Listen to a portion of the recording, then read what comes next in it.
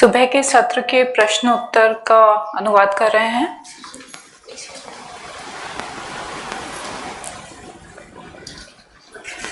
प्रश्नकर्ता ने 2 प्रश्न एक साथ पूछे थे। पहला था कि थाई फॉरेस्ट ट्रेडिशन में कौन सी साधना की पद्धति की प्रैक्टिस की जाती है, और दूसरा प्रश्न था कि चित्त की जो एक ये प्रवृत्ति होती है कि जो भूतकाल की अप्रिय घटना है उसका बार बार याद आना, तो कैसे इस प्रवृत्ति को तोड़ा जाए, इससे कैसे बाहर निकला जाए। लुंग पोर लियम ने जवाब दिया कि समाधि का जो औचित्य है या उसका पर्पस है वो है सद्गुणों को भावित करने के लिए, और ये हमारे लिए एक प्रतिरोधक क्षमता की तरह काम करता है। यानी कि जैसे शरीर की इम्यूनिटी होती है, वैसे ही समाधि जो है वो चित्त की इम्यूनिटी को बढ़ाता है, जिससे कि हम दुख और चिंताओं से बाहर निकल सकें। जिस प्रकार यात्रा करते समय यदि हमारी एक सबल शरीर हो और शरीर की प्रतिरोधक शक्ति अच्छी हो, तो फिर हम जब कहीं पे यात्रा इत्यादि कर रहे हैं तो सुरक्षित रहेंगे, बीमार नहीं होंगे, और इससे हमारी यात्रा में सहायता मिलेगी। और बीच बीच में हम आराम भी करते रहेंगे। शरीर को आराम करने से का वही उस पर असर होता है जैसे कोई बैटरी को रिचार्ज किया गया हो। तो यही सारी बातें समाधि पर भी लागू होती हैं। वो चित्त के लिए यही सब काम करती है जो ये उदाहरण दिए गए। समाधि से चित्त को की उत्तेजनाओं को एक शांति मिलती है, विराम मिलता है, और इससे हम अपने जो प्रपंच हैं उनका विमोचन या उनका त्याग कर पाते हैं। हम धीरे धीरे जैसे चित्त शांत होने लगता है, हम ये यथाभूत ज्ञान दर्शन भी कर पाते हैं और समझ पाते हैं कि जो भी कुछ उत्पन्न हो रहा है वो इसलिए हो रहा है क्योंकि उसके पीछे उसका कोई कारण है, कारण से ही चीजें होती हैं। चित्त के ऊपर जो कुछ भी जाग रहा है, जो कुछ भी संस्कृत हो रहा है, वो ना तो नित्य है और ना ही निश्चित है, और ना ही इनमें से जो भी भाव चित्त पे जाग रहे हैं, जैसे इन्होंने कहा कि भूतकाल की कोई अप्रिय घटनाओं की यादें जागती हैं, तो ये सब जो कुछ भी आपके चित्त पे जाग रहा है नित्य भी नहीं है, निश्चित भी नहीं है, और ये इस पे हमारा स्वामित्व भी नहीं है। समाधि को हम एक औजार की भांति इस्तेमाल कर सकते हैं कि जहाँ पे जिस प्रकार हमारा अपने जो औजार होते हैं उन पे वास्तविक कोई स्वामित्व नहीं होता, उसी तरह समाधि या चित्त पे उभरने वाली अवस्थाओं पे भी हमारा कोई स्वामित्व नहीं है।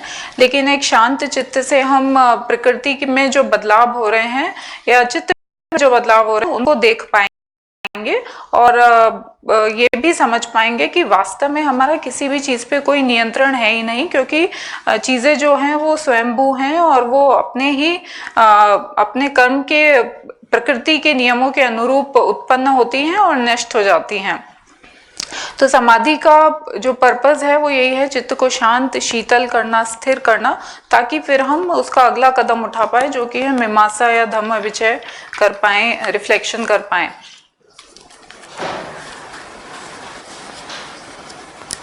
मनोसंज्ञा चेतना आहारा, अर्थात चित्त जो है वो अलग अलग आहार उसके ऊपर चित्त पे उठते रहते हैं। चित्त किसी भी चीज से जाके जहाँ पे हमारा अटेंशन जाता है वो चीजें चित्त ग्रहण कर लेता है। उसी तरह जैसे हमारा भोजन के ऊपर ध्यान जाता है, वहाँ अटेंशन जाता है और फिर हम उसे खाने के लिए उठा लें। तो जो इंद्रियों के विषय हैं वो चाहे वो आंतरिक भी हो सकते हैं या बाह्य विषय भी हो सकते हैं। यदि कोई अप्रिय स्मृति है तो हमें ये जानना चाहिए उसका कैसे निराकरण किया जाए। तो हमें एक तो यही समझना चाहिए कि ये भूतकाल की घटना थी और ये समाप्त हो चुकी है, तो हमें उसे इससे अधिक कोई महत्व नहीं देना चाहिए, ये जानते हुए कि ये स्मृति है और इससे अधिक इसका कोई अस्तित्व वास्तव में है नहीं। लेकिन लुंगपोर ने यह भी हमें चेताया कि यदि वो जो स्मृति है वो किसी अकुशल कर्म के, हमारे किसी अकुशल कर्म की वजह से हो, तब तो हमें और भी उसे ऊर्जा बिल्कुल नहीं देनी चाहिए और उसकी तरफ ध्यान नहीं देना चाहिए, बल्कि उसको जहाँ तक हो सके लेट गो कर देना चाहिए या उससे अपने आप को विरत कर लेना चाहिए। वरना हमारा जो अकुशल कर्म है वो और बढ़ते ही चले जाएगा बार बार उसका स्मरण करने से। और इस प्रकार की जो प्रवृत्ति या रवैया हम अपनाएं यदि अपने ध्यान को वहां से विरत कर लेने का, तो ये एक संतुलित रवैया होगा, ना कि नेगेटिविटी बढ़ाते चले जाना अपनी स्मृतियों के होने से। क्योंकि यदि हम ऐसी नेगेटिविटी बढ़ाएंगे, नकारात्मक चित्तवृत्ति बढ़ाएंगे, तो बल्कि हमारी जो चित्त की प्रतिरोधक क्षमता या इम्यूनिटी की बात हो रही थी वो कमी होती चली जाएगी, तो हमारा अहित और हो जाएगा इसमें। इसके विपरीत हमें करना क्या है, तो वो है कि हमें बचाव कैसे करना है, लेकिन वृद्धि किस चीज में करनी है। तो हमारा ये एक लक्ष्य होना चाहिए कि हम चित्त में कुशल जो उनके धम्म है या आर्य धम्म है उनको बढ़ाएं। और आर्य धम्म क्या है, वो अवस्था है जहाँ पे कि तृष्णा मुक्त हमारा मन है। हमें सती की निरंतरता बनाए रखनी है चारों ही अपने शरीर की अवस्थाओं के अंदर, उठते बैठते लेटते और चलते समय।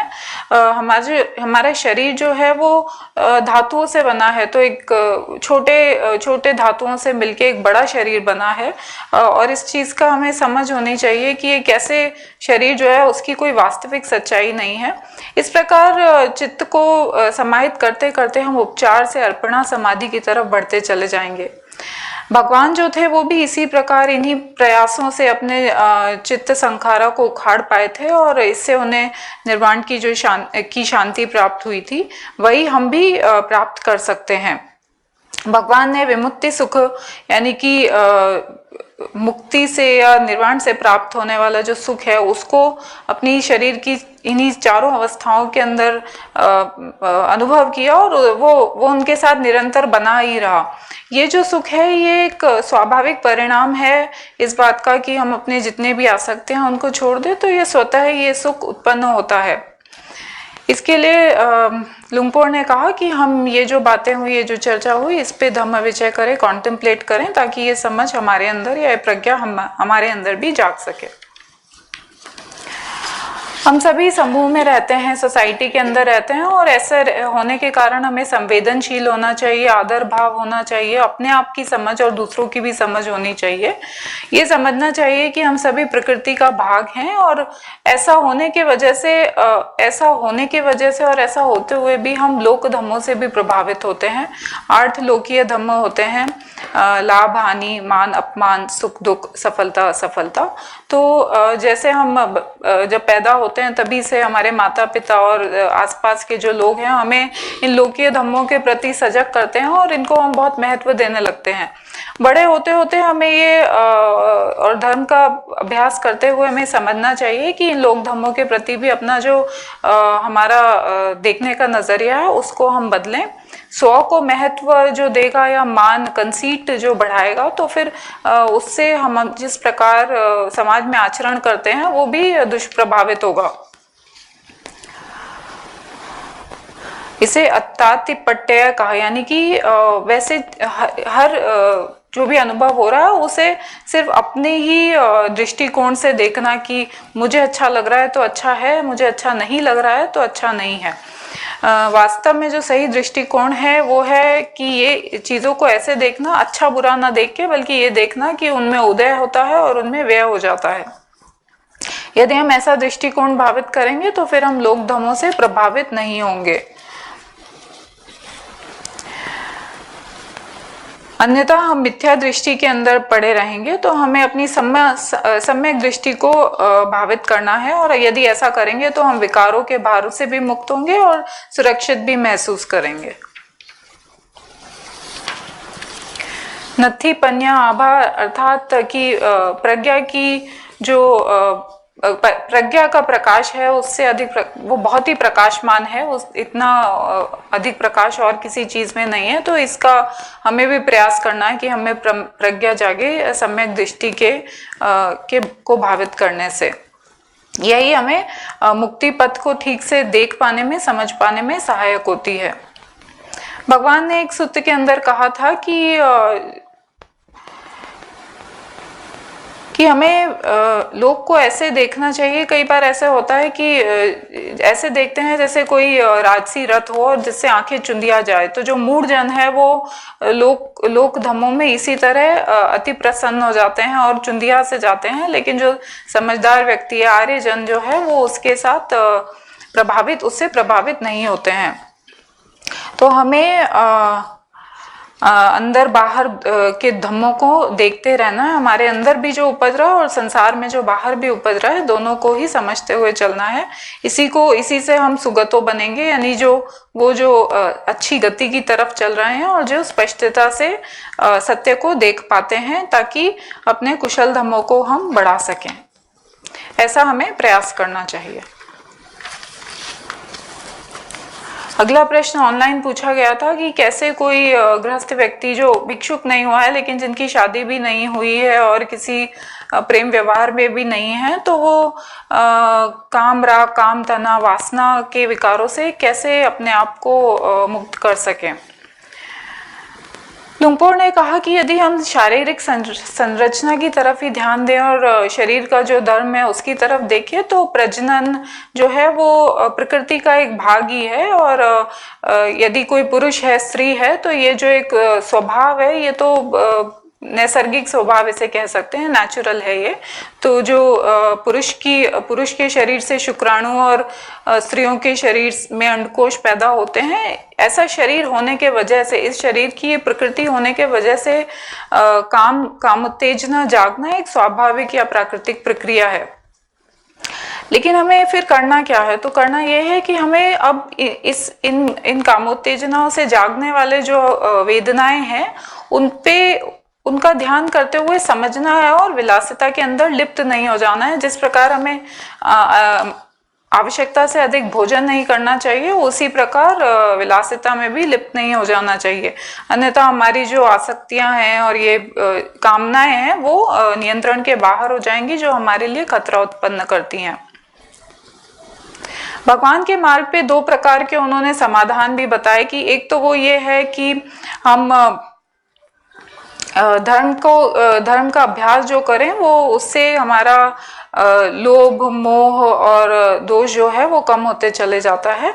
तो ये ले पर्सन के लिए हुआ। और जो लोग प्रवृत्त हो जाते हैं, ऑर्डेन हो जाते हैं संघा के अंदर, उन्हें तो किसी भी प्रकार की काम वासना की कोई भी एक्टिविटी से एकदम ही विरत होना होता है, बल्कि उन्हें ये एक प्रण लेना होता है कि एक प्रिसेप्ट लेना होता है। भिक्खु के नियमों में से एक ये नियम है। बल्कि जब उनको ऑर्डेन किया जा रहा होता है तो उस समय उनसे कुछ प्रश्न किए जाते हैं जिनका उन्हें जवाब देना होता है। कुछ ऐसे, मनुष्यासी क्या आप मनुष्य हैं, पुरुषासी क्या आप मेल हैं, क्या आप पुरुष हैं, इत्यादि। तो उन्हीं प्रश्नों में ये इस सब के माध्यम से ये स्थापित किया जाता है कि वो आगे किसी काम राग काम तन्हा इत्यादि या ऐसी किसी एक्टिविटी में भाग नहीं करेंगे। तो दो प्रकार हुए या दो उपाय हुए। एक तो कि कामेच्छाओं को, काम वासनाओं को व्यक्ति कम करे, और दूसरा जो तरीका है वो ब्रह्मचारी, किसी ब्रह्मचारियों की कम्युनिटी, ऐसे समूह में शामिल होना। इससे प्रकृति का ये जो एक स्वाभाविक हमारा स्वभाव हमें मिला है, उसके साथ व्यक्ति उससे उबर सकता है। तीसरा प्रश्न था कि मैं पहली बार मंक से मिला हूँ, ऐसे भंतों से मिला हूँ, तो आगे मैं अपने आध्यात्मिक विकास कैसे कर सकता हूँ। लुंगपोर ने कहा कि संघ से मिलना जो है वो एक कल्याण मित्र से मिलने के भांति है, और ये एक बहुत ही अच्छी बात है। तो हमारे पास ये एक चॉइस है, हम ऐसा अपने लिए निर्धारित कर सकते हैं कि हम ऐसे लोगों से मिलें कि जो हमें सहायक हों धर्म के पथ पर प्रगति करने के लिए। जिस प्रकार एक जंगल के अंदर कोई बेल है, वो किसी वृक्ष के ऊपर उगती है तो उस वृक्ष से लिपटती हुई उगती है, और वो जो वृक्ष है वही उसके जीवन यापन के लिए सहायक होता है। तो सही वृक्ष का चुनाव उसके जीवन की दिशा को आगे निर्धारित करेगा। उसी प्रकार हमें सही मनुष्य या कल्याण मित्रों का चयन करना है अपने लिए, ताकि हमारा जो धार्मिक जीवन है वो ठीक चल सके।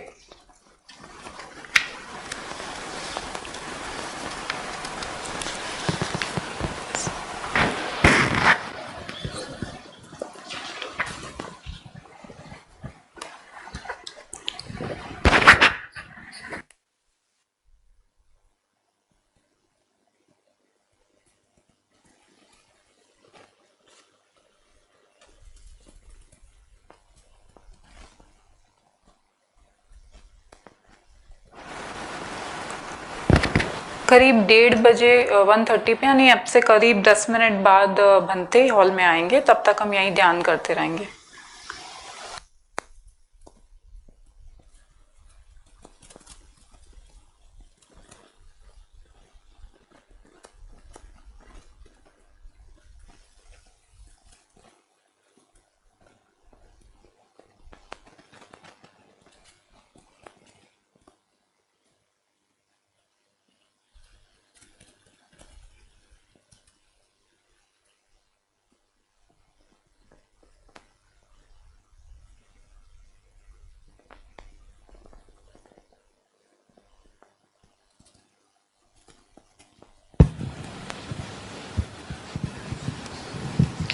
अगला सत्र भी प्रश्नोत्तर का ही सत्र है, तो कृपया अपने प्रश्न जो हैं तैयार रखें।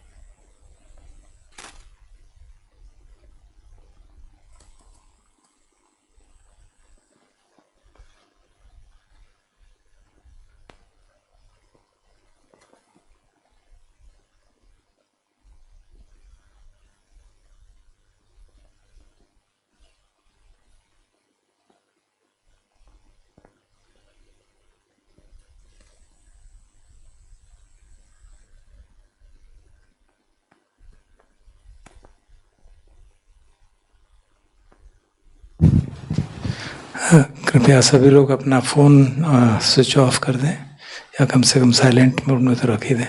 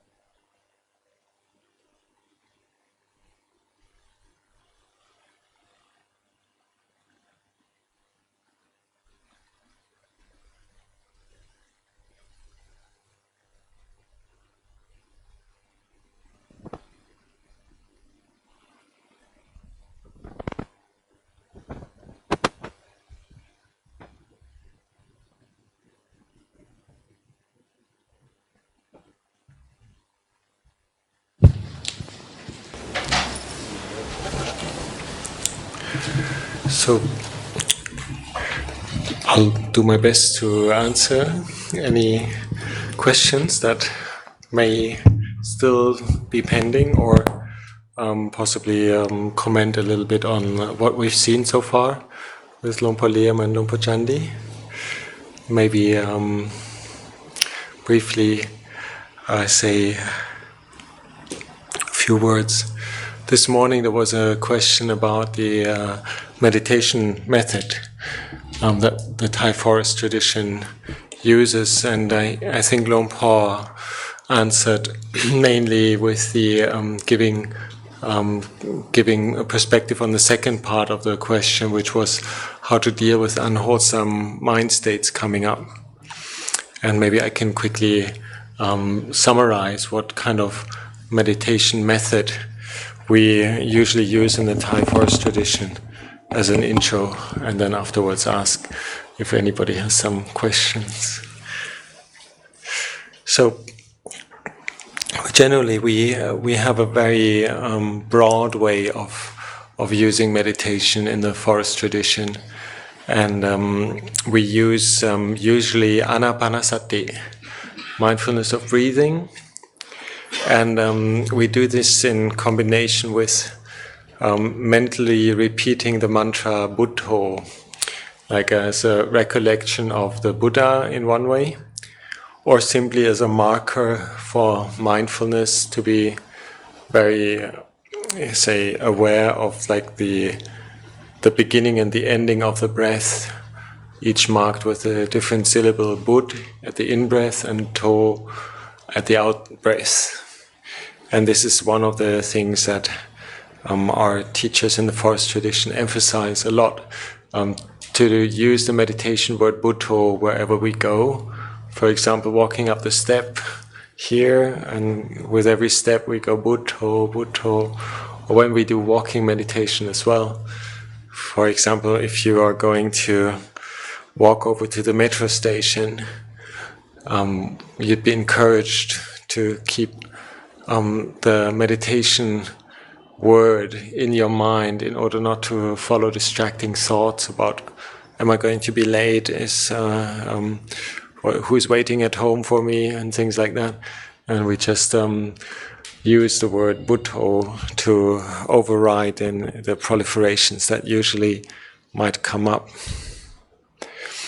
And say the idea of using anapanasati generally as a meditation technique is very, very broad as well. It's not like a very technical approach, but the main emphasis being on breathing naturally and being able to follow the in and out breath with full mindfulness, and being aware of particularly the turning points of the breath, and when the in-breath turns into the out-breath, or when it begins and ends, so to say, to have a very precise way of focusing into the process of breathing. And the process of breathing actually is something that is always with us, and is when we're sitting down to meditate, is something that is naturally happening. So the idea not to manipulate the breath, as you're surely aware, that we just let the breath flow, and use the opportunity to sit in the back seat, so to say, watching it and not manipulating it. So it's not a technique of energizing oneself with certain breathing techniques or so, as I'm sure some of you might be aware of. There are other techniques of using the breath to invigorate oneself or so. Sometimes Luang Por Chan mentions that one follows the breath as if it was moving in like a train or a snail or some kind of like a process, and then seeing it literally turning around. Also, to be able to focus on various body parts as the breathing happens. For example, the rising and falling of the solar plexus, for example. For most of us, like the anapanasati or breathing meditation is like an exercise in mindfulness, really, to stay with the breath without following any other proliferations in the mind, any ideas or thoughts, and just to bring it back to something physical. And the instructions that we use for recitation of the Anapanasati Sutta, 16 steps, not something that our forest teachers actually comment on in that sense. They're more given as a compound instructions. For example, as you know, in the Anapanasati Sutta, it talks about the feeling the full body of the breath, or being aware of the anicca or impermanence of the breath while watching the breathing. So these are things that resonate in our mind, and we have a general understanding of these Dhammas as a background to our meditation, but it's not usually the case that our teachers tell us. You do this from 1 to 4, and then 4 to 8, and 8 to 12, and 12 to 16 in the 4 tetrads or quadrats. But like we usually use it in a roundabout way. But as for the instructions generally, our ajahns many times revert to things that we use in the chanting. For example, the Anapanasati Sutta or the Noble Eightfold Path, where we recite the Pali and have it in translation either in English or then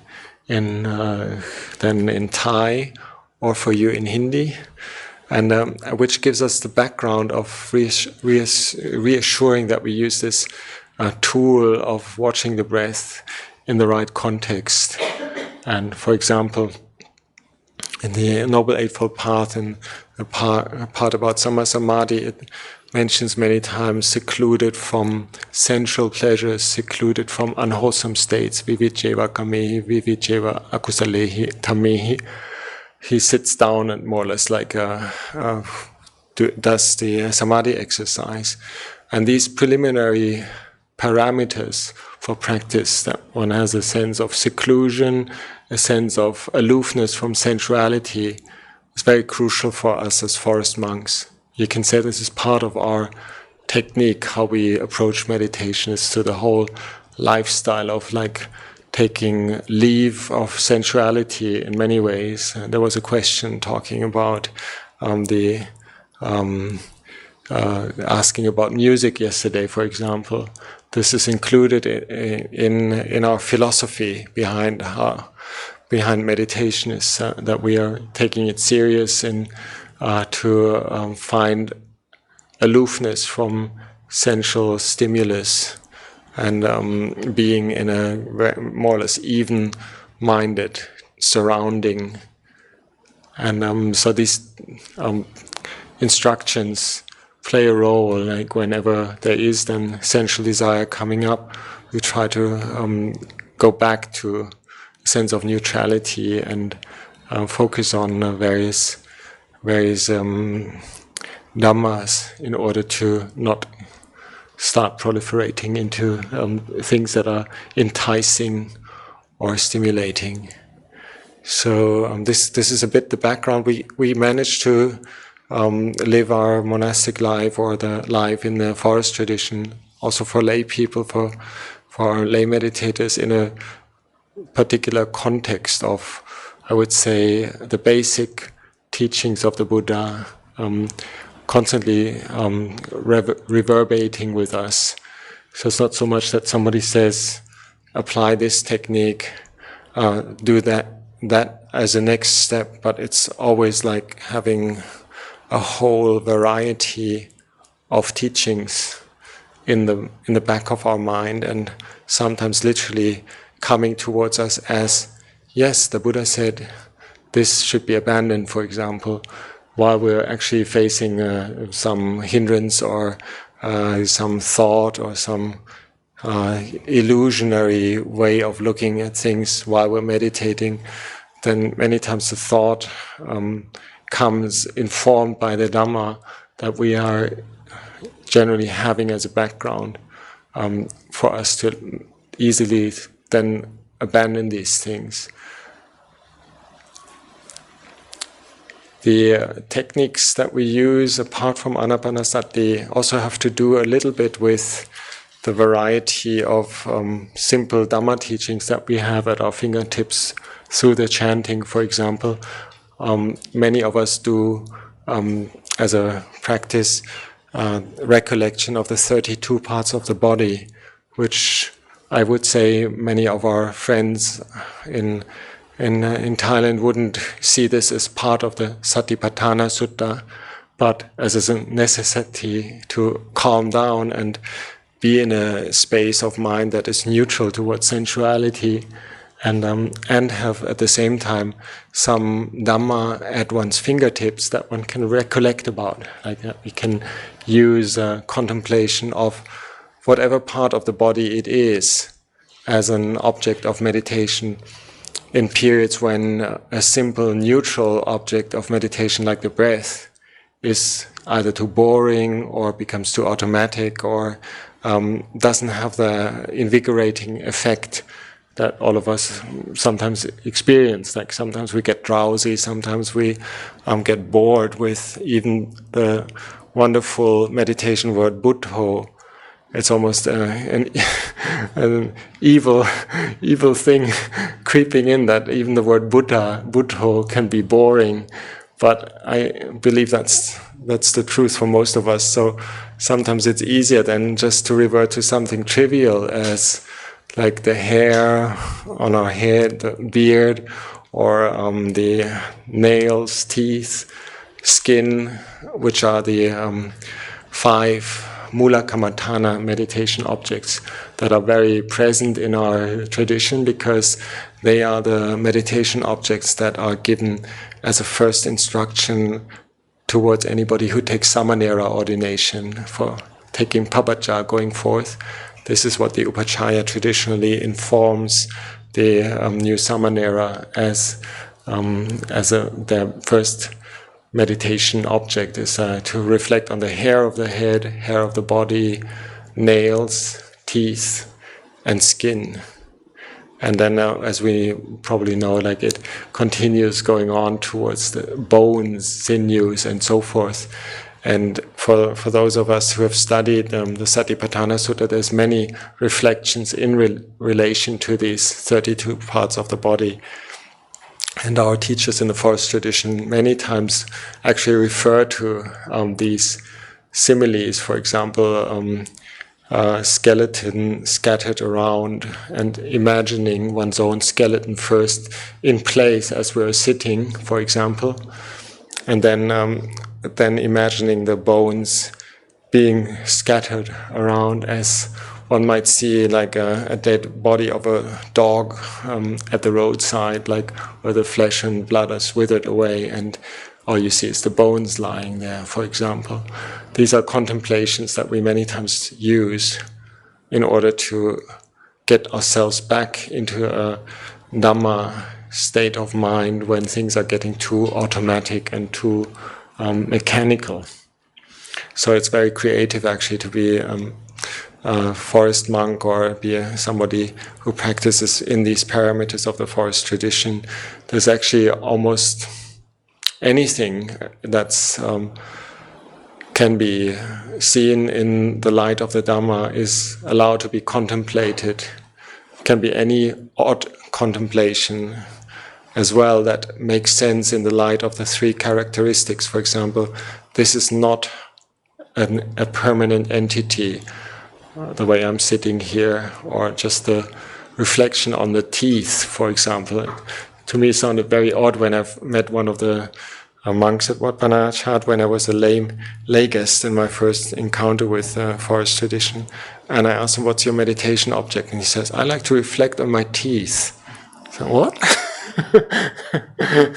It's a bit odd, really. But if you think about it, it's a polished piece of the body that actually is quite attractive and also a source of great dukkha for many people.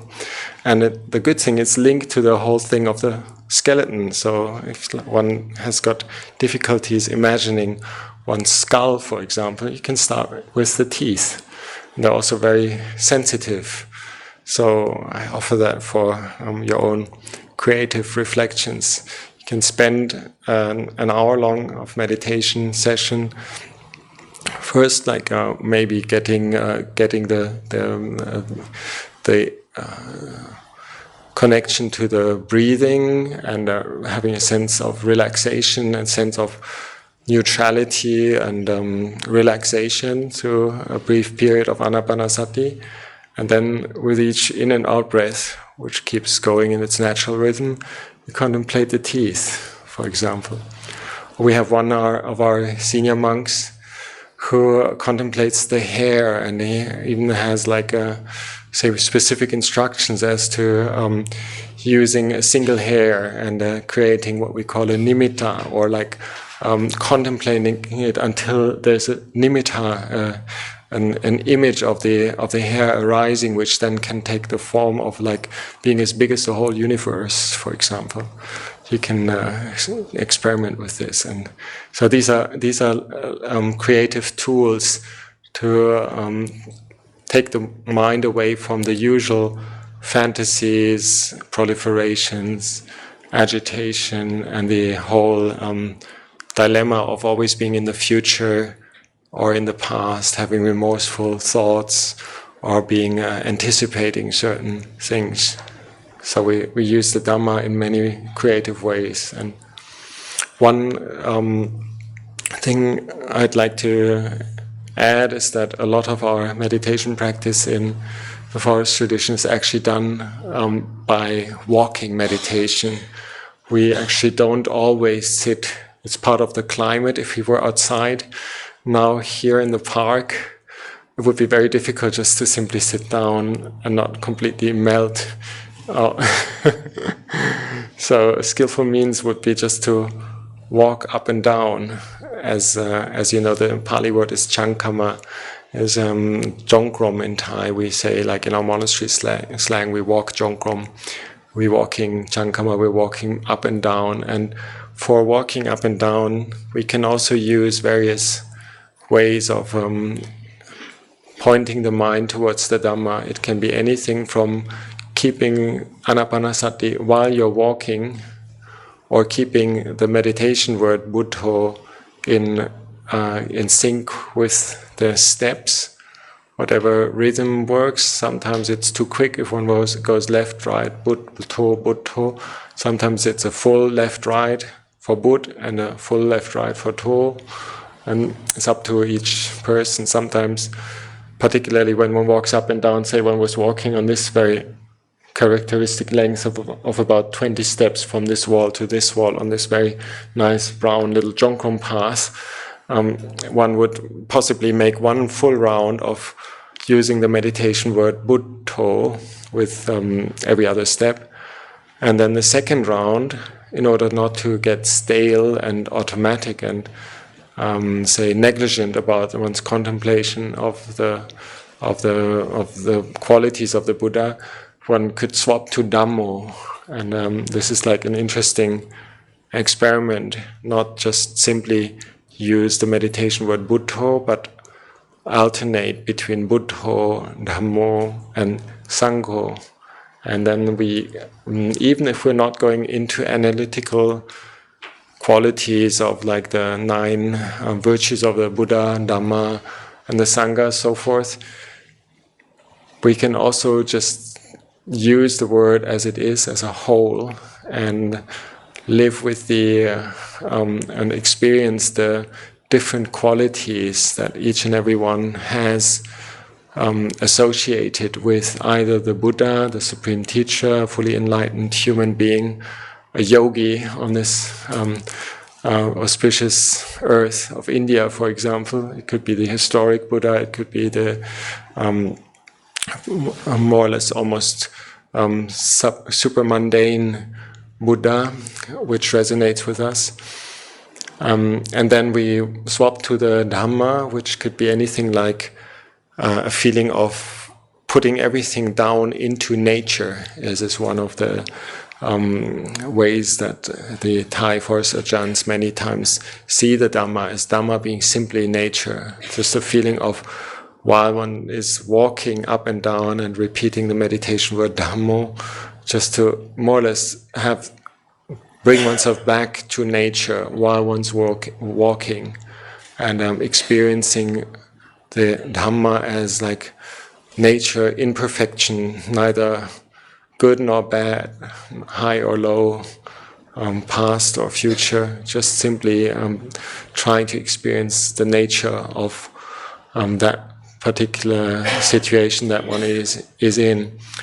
And the third part, Sangho, could be a little bit similar to the Buddha, the connection to the Arya Sangha in one's mind and one's recollection, that one either remembers the whole number of Savakas, the disciples of the Buddha. For example, Anya Kondanya is the first noble disciple, or the foremost disciples, Venerable Sariputta and Mahamoggallana, for example, the qualities of Venerable Ananda, or whoever resonates with us, or the whole feeling of this beautiful assembly of fully enlightened beings that have been instructed by the Buddha, more or less the community of disciples, of virtuous followers of the Lord Buddha, as opposed to, or like as in contrast to a single supreme human being,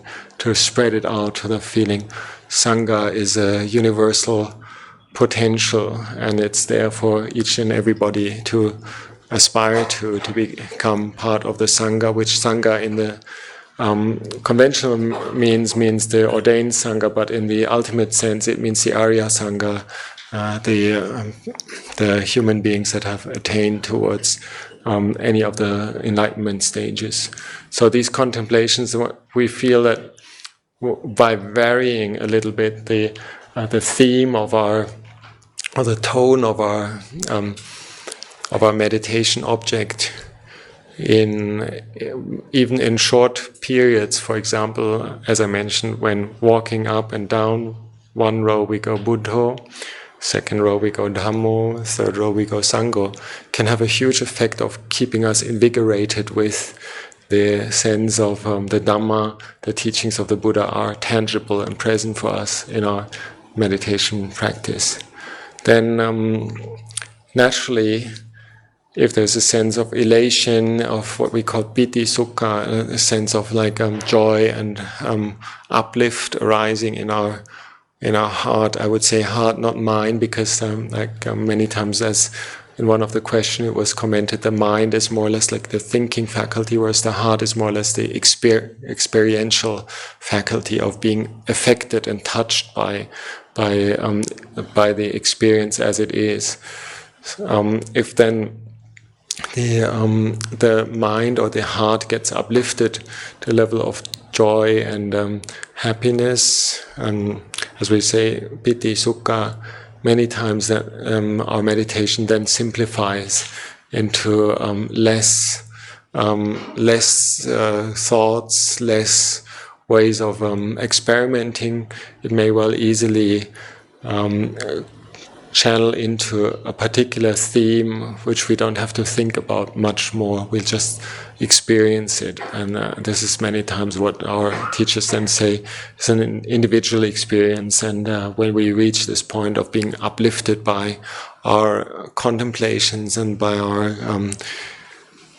mindfulness and recollection of certain aspects of the Dhamma, then it'll take its own dynamics, and being grounded in right attitude, right views around what we're doing, we should be able to navigate through this and completely surrendering and letting go of all the concepts behind it. This is something our teachers many times say it's an experience that one can only experience by oneself. Actually, in our tradition, it is almost a bit taboo then to specify too much more and talk what one should do then and what should be experienced, because that many times brings us back into the conceptual realm, where we might block ourselves and suddenly become eager and keen and ambitious in our meditation, which then may lead to side effects, which sometimes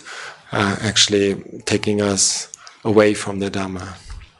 So, like, it's a very unacademic way of approaching the teachings, even though I've described it now over half an hour. The gist of it is it's very open, and why we can afford to be that open is basically because the whole lifestyle in a forest monastery is already very much bound up with sila, with a sense of conduct and precision in one's actions, with sense restraint, with these virtues that are communicated by the brahmacharya, for example, whether it's the monks or the lay community practicing it. It is a theme to step back and renounce sensuality, renounce like singing, dancing, music, entertainment, and sexuality, sensuality, even food. They can go back to the basic necessities, and so that we have a framework that is fairly safe. It's not, of course, absolutely safe. Also, in our context in a monastery or in a very say well-informed Buddhist context and culture, you can still develop wrong views and what Luang Por referred to, like a sense of ditthimana, like a conceit, or like being prone to worldly dhammas, where one feels one is affected by a sense of achievement, fame, or say frustration on the other side.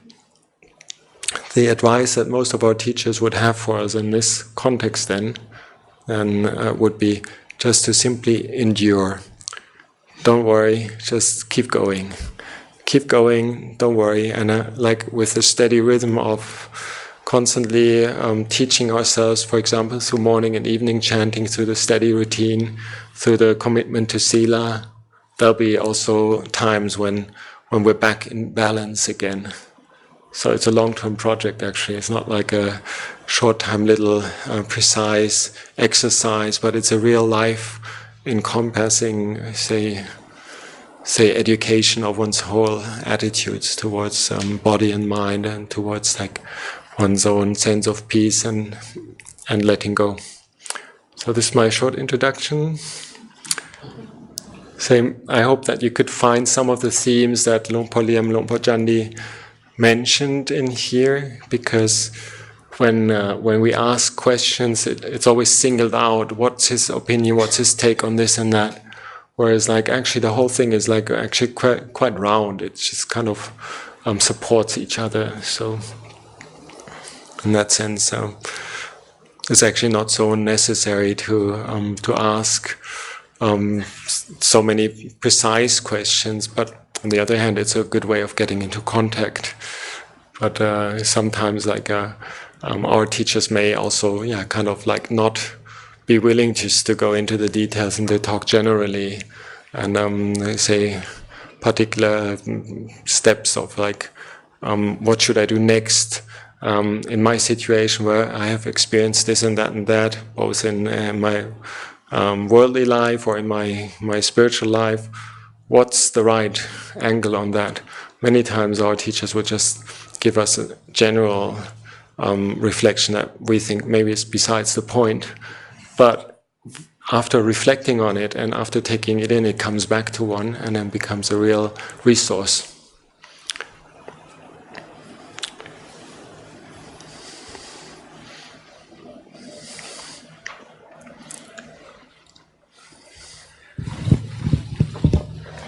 Greetings, Ajahn. I'm here. Okay. Ajahn, me and my friends are planning to visit Thailand in the month of Jan for Ajahn Jha's death anniversary. So we want your guidance. Thank you. in January there's a lot of general atmosphere of like faith in the air, and you'll probably see quite a lot of variety of people coming together, and it's one of the say virtues of the Thai people to be very flexible with things. Like even though there's many people coming there, particularly to pay respects to Ajahn Chah's relics or like to commemorate the teacher, it's not necessarily the most focused time. So when you come, you'll also see the general feeling of this is like a big celebration.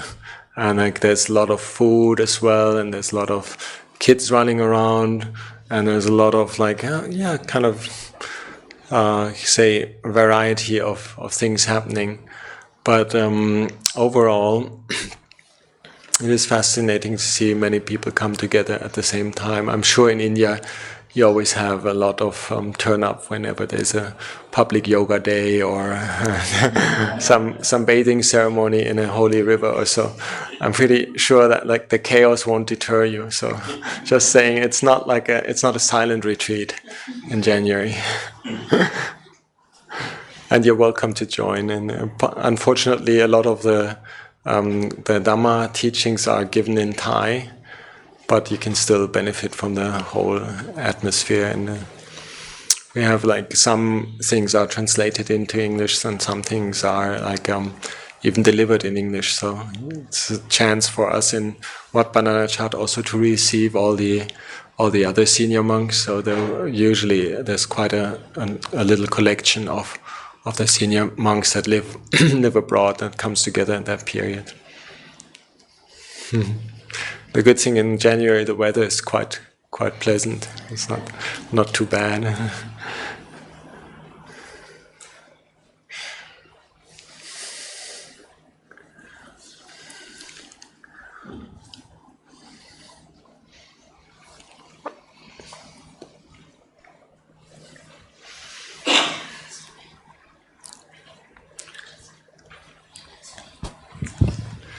Yesterday, when Luang Por Liem was asked about the chants for protection in the forest, I realized again, like there's so many different levels that one can answer these things by, and generally we do make use of skillful means like. Say rites and rituals, protection chants, and feelings of like uplift that are generated through, say, auspicious events or so. So that's also why I would say Buddhism is a religion. In that sense, we use these skillful means to create an energy that brings us back to the Dhamma. It was like I understood Luang Por a little bit in that sense. He was saying, what's the problem? The forest is just the forest, and wild animals actually aren't really wild. It's you that make them wild. So the ultimate reality always is like a very, very good refuge for in one way that one can let go and think, what am I actually afraid of here? It's all nature. Even death is nature. And at the same time, we all rely on particular things like, say, for example, practices that are defined by conventions, by our own routines, or by the sense of accumulated experience with a particular ritual that we do. For example, it can be anything like our practice of meditating at a certain time every day, or at a certain location, means all the world to many, many people. To be able to build up a sense of, I've always practiced this through my life. I've never missed a chance, for example. Or like monks, we have like certain little rituals that we observe. For example, when we enter our kuti, our dwelling, our hut, more or less, we always bow. For example, and of course, like it's not that we attain liberation through those 3 bows, running up the staircase and then quickly saying, "Oh, forgot to bow." But like on the other hand, it can be a real refuge of a feeling towards a place, feeling towards a routine that one knows through thick and thin. I've always done my vows, I've always done my pujas, I've always used my my schedule as my backbone, and with having a certain reference point, one can then see how the mind actually adapts to situations. Like we've got a certain constant backbone somehow, and then we can see the variations quite easily. In that sense, like realize, like ultimately, of course, there's nothing to fear in the forest. There's more to fear in the city, actually. Should have protective chants walking across the street in a city, but we have protective chants when being in the forest. And so our mind is always different in many ways. Sometimes we do attach to little things, and also get anxious about things not being the way we expect them. And so can both ways, when one can take refuge in certain practices or certain accumulated experiences that one is able to focus on in certain situations through the power of one's own rituals or one's own practices. Or one can always revert to the sense of ultimate reality, as I think Luang Por was pointing at, like what's there to fear anyway? And many times, like juggling of those two dimensions of experience, the conventions that we build up in the most suitable and wholesome way for ourselves, and the sense of letting go and the grand, refuge to the Four Noble Truths and three characteristics is always available, and there's always like ways of accessing these. Any questions? Any comments? Yeah. So my question is not exactly related to the teachings, but it is a Dhamma question, I would think. It's about, sometimes when I come across monks here in India, in North India, or if you go towards Bodh Gaya, Theravada monks who are in robes, they're ordained or perhaps not, I don't know, but often there's that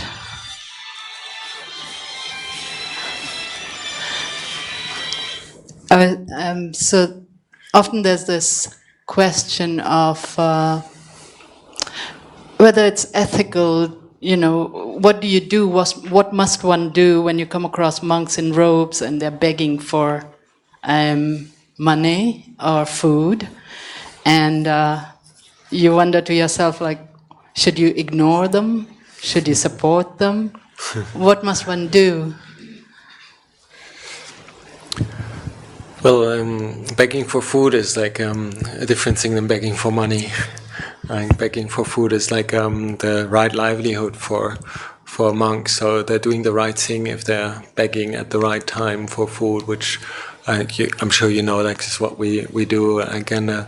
And whatever is possible at that moment and feels right to give us a support for somebody who is fulfilling the right form is fine. It doesn't have to be much or a big gesture, but I understand your question is going more towards like, what do you do if you see monks that are not really practicing the right livelihood, for example, asking for money, or you have the sense of something very worldly going on there. And I think it's fair enough then just to not respond to monks that you feel aren't keeping sila, for example.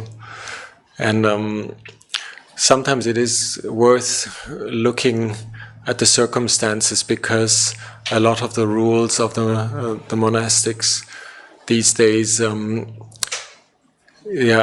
a lot of things that aren't defined by the Buddha, by the Vinaya. So in many ways, it is up to the individual to draw conclusions. Does it fit into something that would be allowable by explicit rules, or does it not fit into things? So it's not 100% watertight, but I think you get a feeling about whether a monk of any tradition, it doesn't have to be Theravada, it can also be Mahayana, Vajrayana monk, whether he's inspiring or she, if it's a bhikkhuni, and or not. Like you can follow your heart mainly and trust your sense of, with all the things that you've studied about Buddhism and that you've practiced yourself, whether it resonates with you. Because when one supports somebody or crosses paths and interacts with somebody, it's important that one feels a genuine inspiration and a genuine sense of there's Dhamma there. If it's something that is unethical, unwholesome, one sees monastics and behaving in a way that is actually even sometimes against the law, then it is maybe even necessary to call the police or step back, for example. If there's anything that one suspects that has to do with sexual misconduct, and it is very important that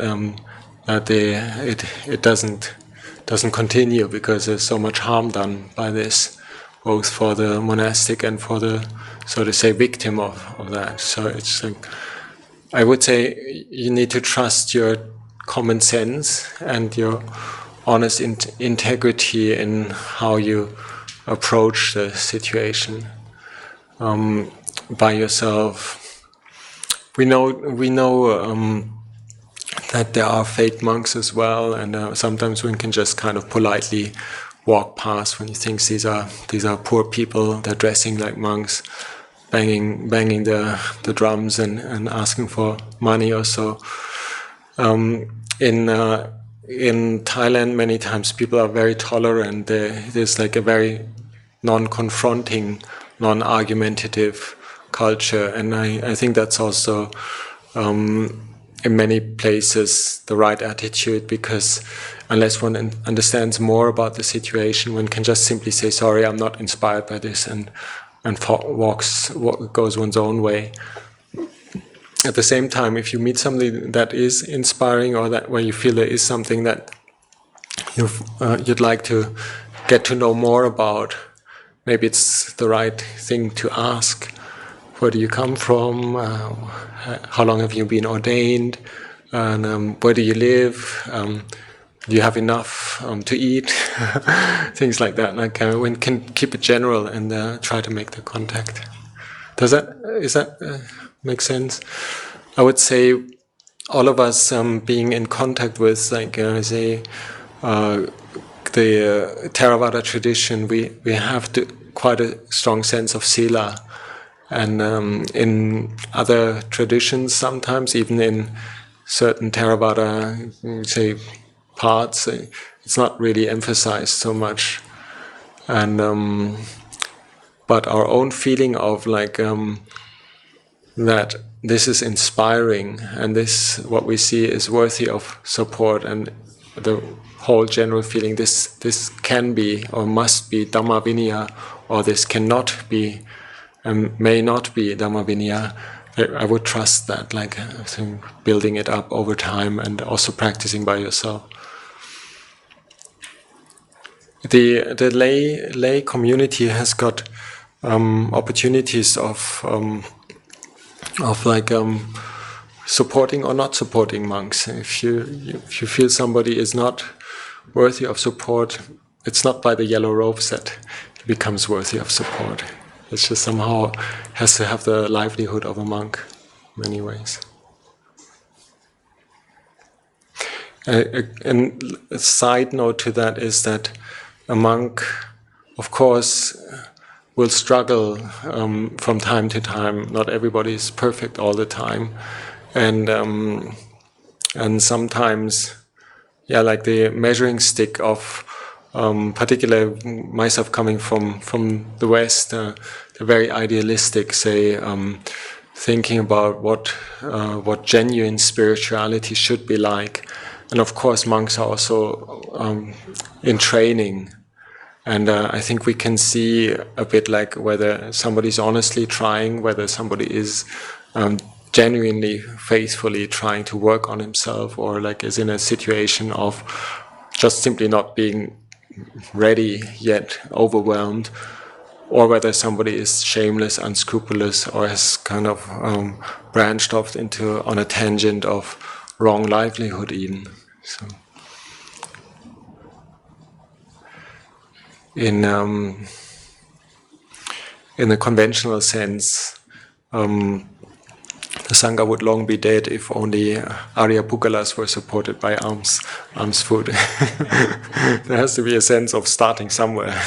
So of course it's like the purer a being is, the more merit in one way in the offering, but it also depends on one's own state of mind. If one is intent to say kind of like has a certain ranking in mind, this is a good monk, this is not a good monk, possibly one is actually undermining a sense of merit for oneself, like being too scrupulous about it.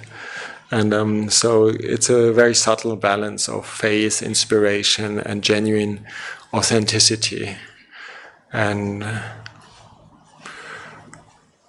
another interesting note is that is emphasized in the Thai forest tradition and reflects itself in the small ritual that we did this morning, or that it's obviously the case here. It's like anything offered to a Sangha is even more worth than offering it to a fully enlightened bhikkhu, or even to the fully enlightened Sammasambuddha. The giving to a Sangha is always higher than giving to an individual. And in that sense, one can see whether, if we see somebody who practices in an odd way, whether he is like personally just struggling, or generally in a good context, and one doesn't want to support him personally, but maybe his monastery, or like the whole setting that one sees. For example, if it's a monk in Bodh Gaya, maybe there's a way of supporting the monastery or the place rather than the individual, if one fears that the individual might misuse or like not make best use of the support. So the system of the Sangha, in the conventional sense, the Sangha is always somehow a guaranteed field of merit. Does that make sense so far?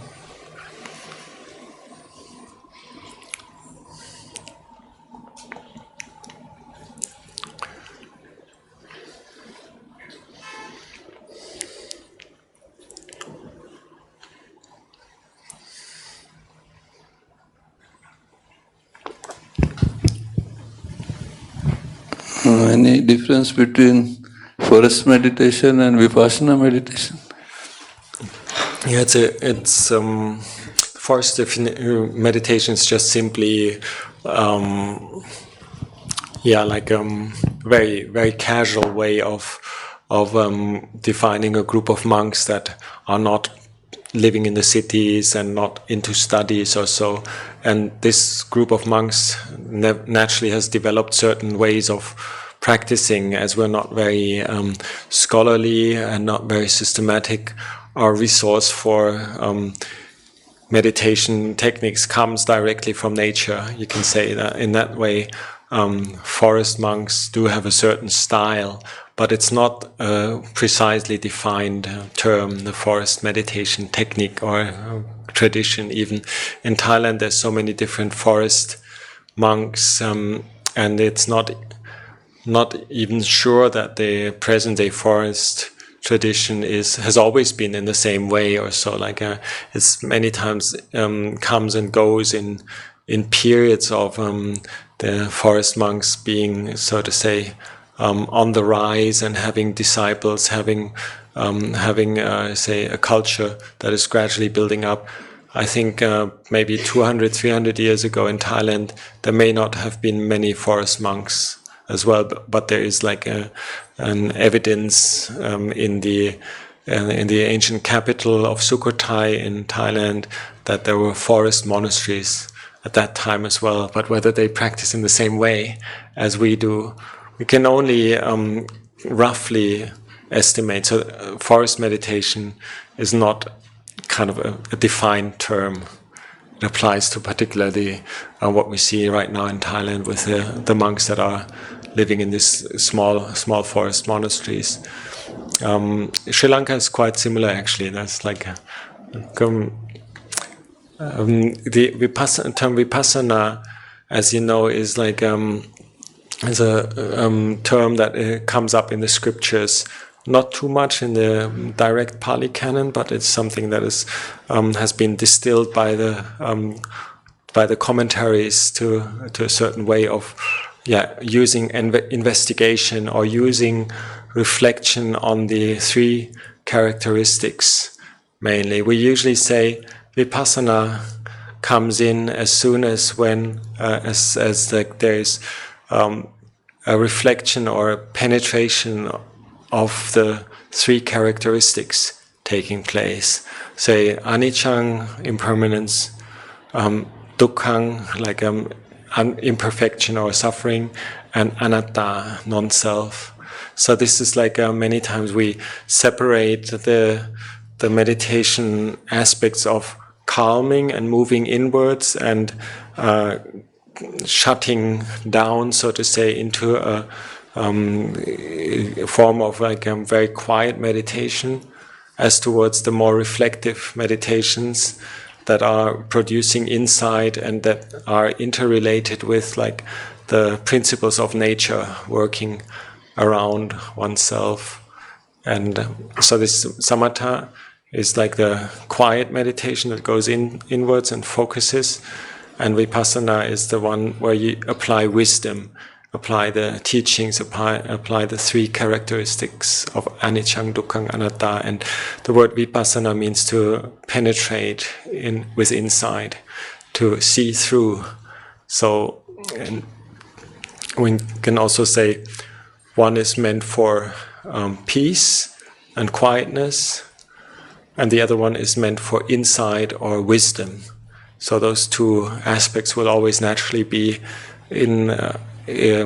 present in the life of a meditator. Some areas lend themselves more to go inwards and not analytically understanding what's going on, but simply experiencing, say for example, experiencing peace, one-pointedness, equanimity, experiencing what we call samadhi, a mind that is focused and goes inwards. And the other one is a mind that checks the truths about nature constantly and derives like happiness and freedom and liberation from understanding the three characteristics that the Buddha pointed out are essential for realizing the Dhamma. So in say samatha and vipassana, or samadhi and panya, they're usually same like two poles of like two major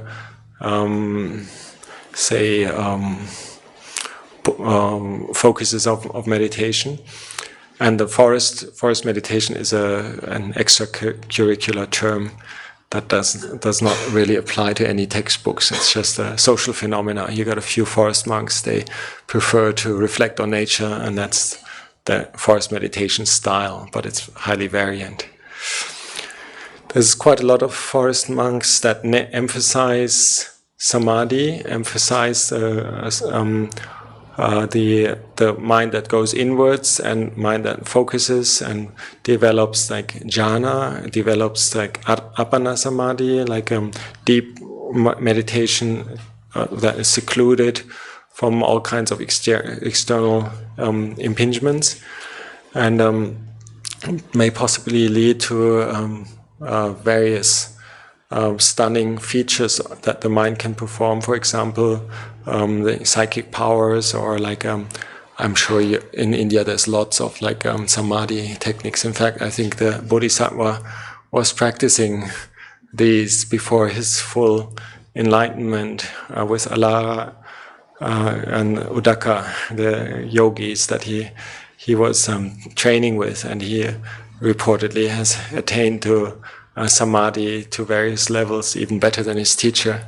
And then what he realized under the Bodhi tree was an insight into the Four Noble Truths, or in a detailed form, the Paticca Samuppada, the dependent origination of how suffering comes to be. And this was like such a different scope than what he had practiced before, that we generally believe Vipassana is the vehicle for enlightenment. Like the Vipassana means more or less like to attain to Vipassana means to attain to enlightenment, to have realized the Dhamma to whatever stage or so. Vipassana means insight, and the Buddha was free from suffering through his insight into the Four Noble Truths. Whereas like the other meditation techniques, for example, going inwards, attaining jhana, having various yogic practices of being able to focus the mind, using the psychic potential of the mind for all kinds of generation of all kinds of very special states of mind. The Bodhisattva himself more or less left behind himself and used them possibly as a tool and basis, but like it was not his like liberating experience. In fact, I think he must have felt that there's more to experience. So does that make sense? Like samatha and vipassana, those two poles are general factors of any meditator, and various paths in other traditions can use those. Whereas like forest meditation, we use a bit of samatha, we use a bit of vipassana, and try to work with whatever works in the context of living in the forest. And as I said, many times we just walk up and down because sitting itself would be too hot or too many mosquitoes. One more question. Yeah.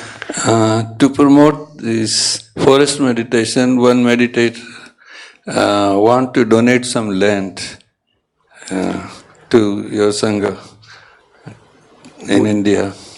So I would request the Sangha to visit the site, and if they can accept the land, and so that the forest meditation could be promoted again in India. Oh, the forest, you mean the forest meditation? Yes.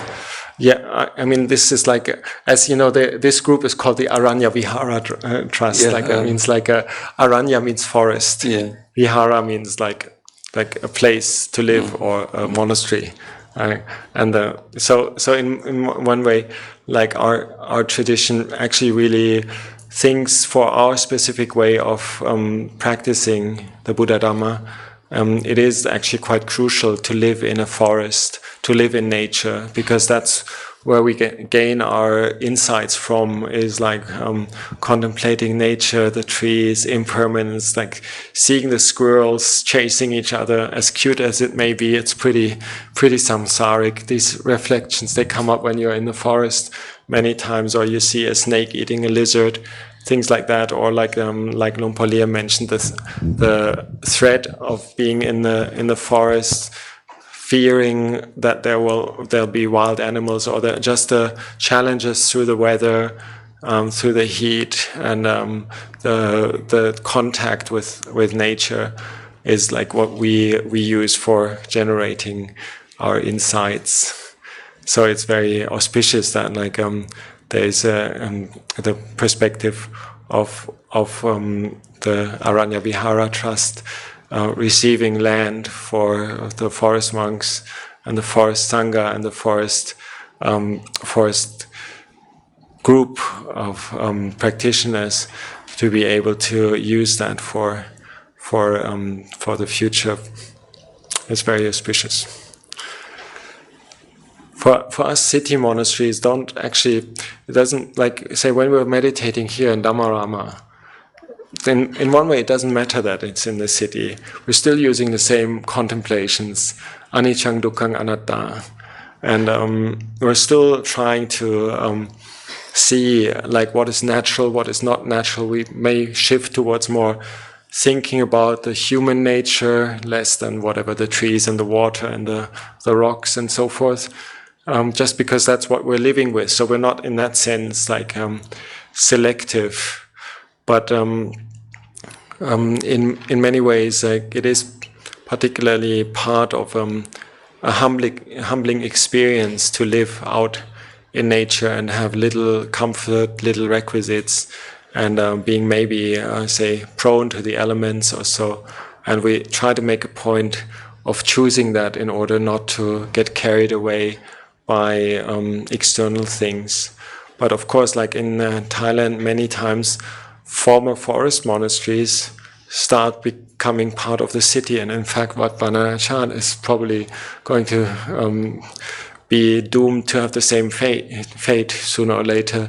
I think that in not long time, like, the city that is close by will have eaten up the last rice fields around us, and what we have is a little park where we've got a little sanctuary where we're still allowed to sit under the trees. Many times when people have been saying we should look for other places that more remote and so forth, and in fact that's always happening. Usually these things come and go in waves. Like sometimes like it's good to be in the city, be in contact with society. Sometimes seclusion, what we call viveka, being secluded, being out in the wilds, is very important, and particularly for young monks, I think it's important. And I think also for people from Delhi, it's important to be out in the sticks and live with the challenges of nature, and with a situation where we have little influence and something we have in Wat Pah Pong Sangha. We have a branch monastery at the at the Burmese border, which is very inaccessible actually, and it's one of the most remote places that I know, and one can't really get there by car or by road. Has to have special vehicles and so forth. It's an ordeal to get in there. Once the monks are in there, they're a bit shut off, and in the whole area, there's actually almost nothing that one can where one can see human intentions or manipulation with. Like, it's all trees, it's all hills, it's all streams, it's all waterfalls, and the monks have got the feeling they're living there just like part of nature, just like an animal, more or less, and this brings up naturally some good energy for reflection about what is our life like. And it's not so much the question of comfort or not comfort, because it can also be quite joyful just simply to sit meditation beside a waterfall. It's very joyful, but like, the waterfall wasn't made by any of us. It's not a 3D printer waterfall. It's not a hologram, and it's not there for a purpose. It's been there all the time, as we assume, and whether we're sitting there or not, the waterfall is just the waterfall. So these reflections come up. It's very different than seeing a monument, say even a meaningful monument, like say an Ashokan pillar or like a Buddha statue. It's usually something that the human mind has sculptured and made in order to teach us something. Whereas like when we go to a remote place, we got the chance to just simply learn from unmanipulated nature and see our reactions to that. In the time of the Buddha, there's also been forest monks. Say, for example, Venerable Anyakondanya or Venerable Kassapa are known as being forest dwellers. One of the features of the forest monks that coincides for some reason, but like they're not kind of absolutely necessary, but like it seems to be part of the tradition of forest monks to take on the Dhutanga practices, which are more basic practices, like ascetic practices. One of them, for example, is to live in the forest is a Dhutanga practice. Dhutanga means a practice to discard kilesas, to discard defilements, to shake off defilements by taking on particular austerities. The Buddha didn't allow too many austerities. There's 13 that he allowed, and some of them have directly to do with the forest tradition. For example, living in a cremation site, living in a forest, or living out in the open, or living, say, at the foot of a tree. These are the main ascetic practices, like in terms of the dwelling, and then there's the ascetic practice of not accepting house invitations, for example, and just taking alms food, always going on alms round, and then there's various ways of doing alms round. The Buddha was specific about that. It's a bit complicated to explain, but that's also an ascetic practice. And then the practice of just sitting, eating in one session, which generally in the forest monasteries we observe, we eat once and that's it. Here on the road, sometimes we have a breakfast, we have a snack, or waiting somewhere at the train station or airport, we accept another bite or so, but actually that would be breaking our Dhutanga practices. Whereas in the monastery we're very strict with that. That's part of the forest tradition. Whereas on the road we kind of a bit more tolerant with that, flexible. Whereas the ascetic practices, they're voluntary, they're not compulsory for all monks. Something that you can choose to do and make a determination to keep those practices. Many times we keep them because our teachers are keeping them. For example, at Wat Pah Pong, Wat Pah Nanachat, Luang Por Chai had a strong emphasis of at least once a week practicing the Nesajikanka Dhutanga, which means that we refrain from lying down for one night. One night a week we don't lie down. Doesn't mean that we don't fall asleep while sitting, but at least we try not to give way to, to lying down. So other Dhutanga practices have to do with the robes, for example. There's robes that can be offered by householders, even silk robes are allowable by the standards of the Buddha. So you can have all kinds of convenient robes, and to use only robes that are discarded pieces of cloth, for example, is a Dhutanga practice.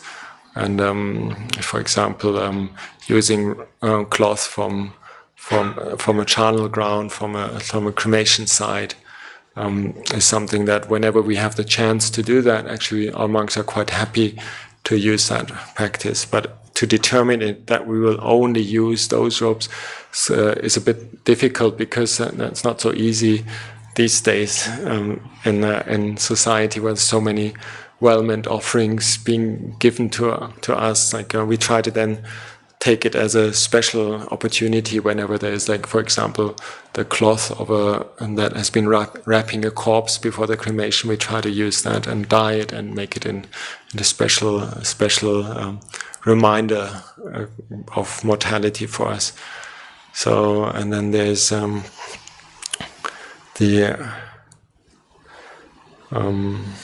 which other Dhutanga practices are there?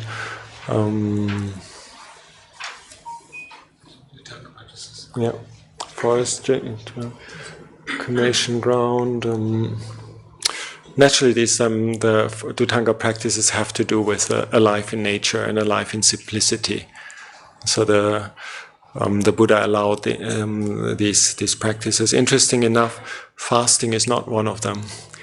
Fasting, to go without food, somehow is never ever mentioned in the canon. If anybody finds it, I'd be interested to know. I haven't found it praised as a special practice, but it naturally comes up. If one cannot go on alms round, one will have to go without food on that day and be able to endure that. It's not a big deal, but to say we're fasting for 90 days and that will bring about a spiritual cleansing or so, is not one of the practices that the Buddha allowed or formulated in his sets of special practices. Any more questions?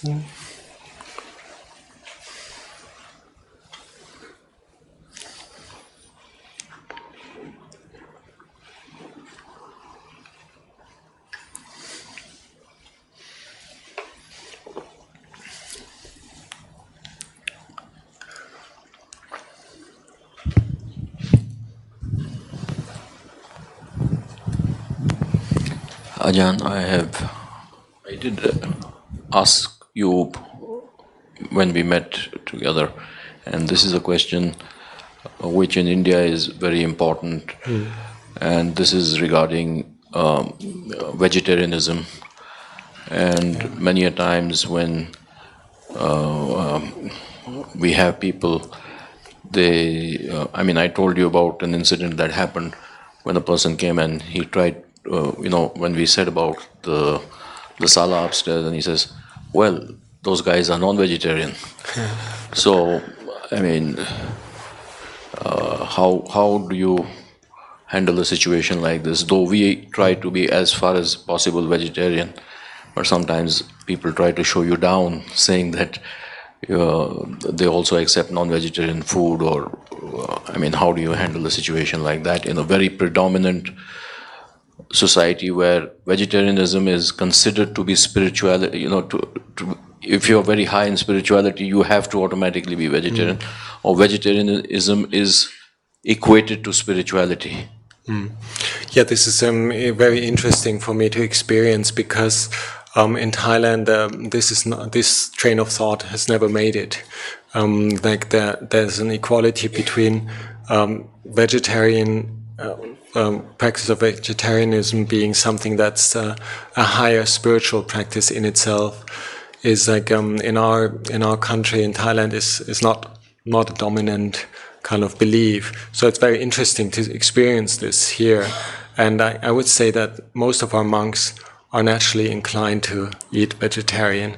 The reason why I think the Buddha didn't prescribe the monks to be vegetarian is the idea of the alms food principle, that monks should be able to accept whatever is given to them, being seen as a more important factor for the livelihood of the monks than any notions of purity around the food. And in fact, there are, as you may know, and maybe it's also a point of criticism towards Buddhism by the culture in India, is that the Buddha himself, as we see it in the Pali Canon, has been eating meat, and he has been allowing the monks to eat meat. The only factors that a monk is not allowed to eat meat if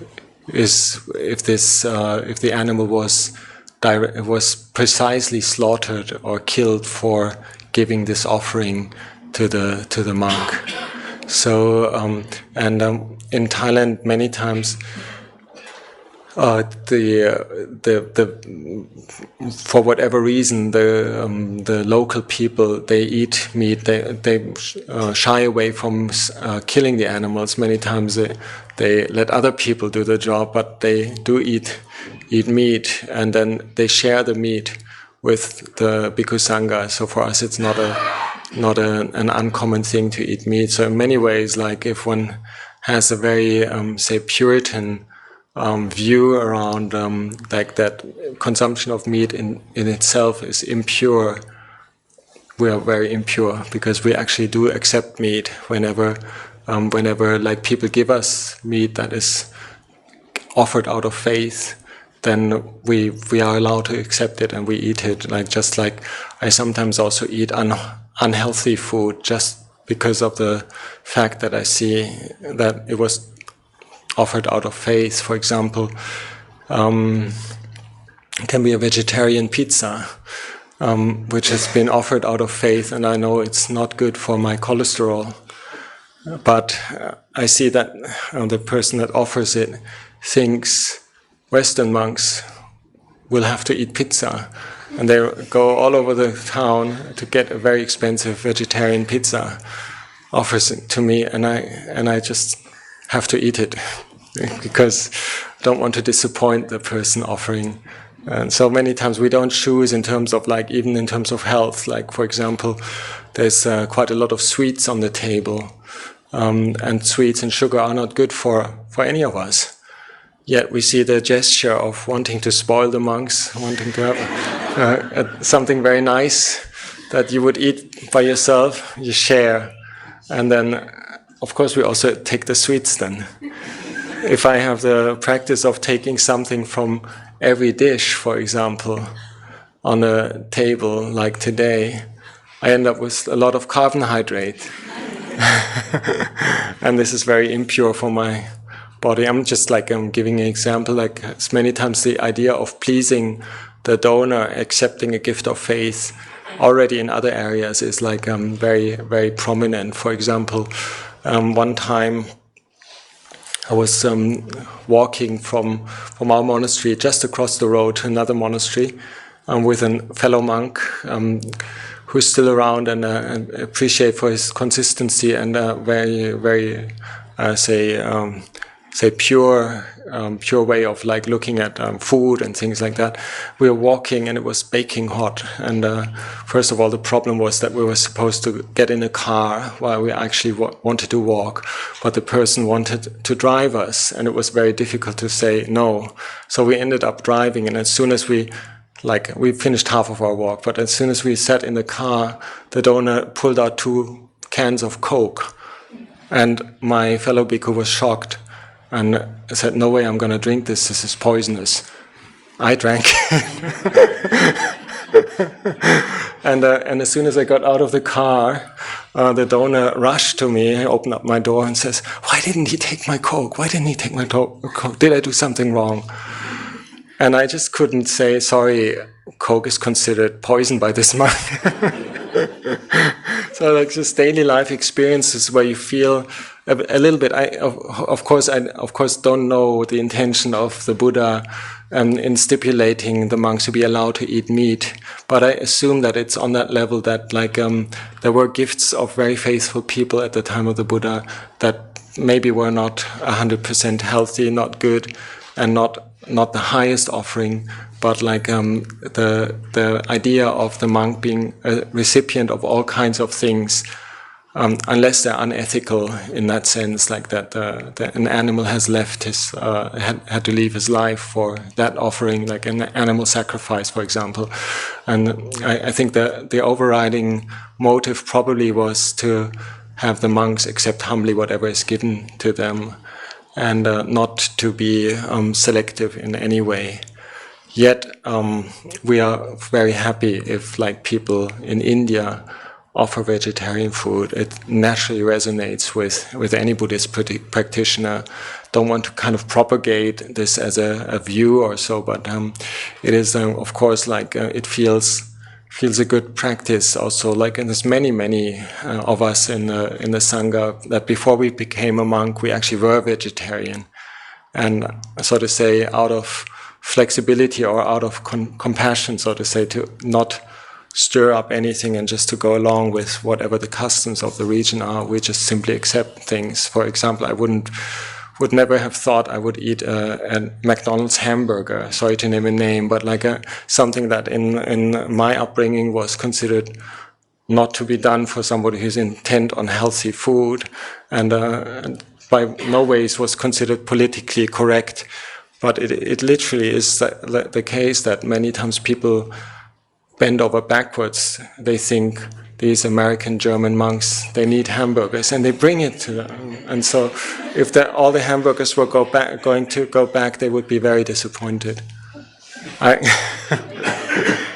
But like the notion of certain food itself being more pure or more healthy, I think that the Buddha actually didn't have that philosophy. I think it's maybe something in the Jain culture at that time, or like in comparison to other ascetics, was something that was obvious, and the Buddha was trying to probably mitigate between various factors. And so there is the rule, like if, say for example, if an animal was slaughtered, a chicken, or if we go on Tudong, for example, on a walk through the forest, and there's a layperson coming along and he catches a fish for us and cooks it for us next morning, we have to say, I suspect that you killed this fish for the monks, and we are not allowed to take this fish, even if we have suspected it. And there's a rule that we actually, when we suspect it, we have to inquire.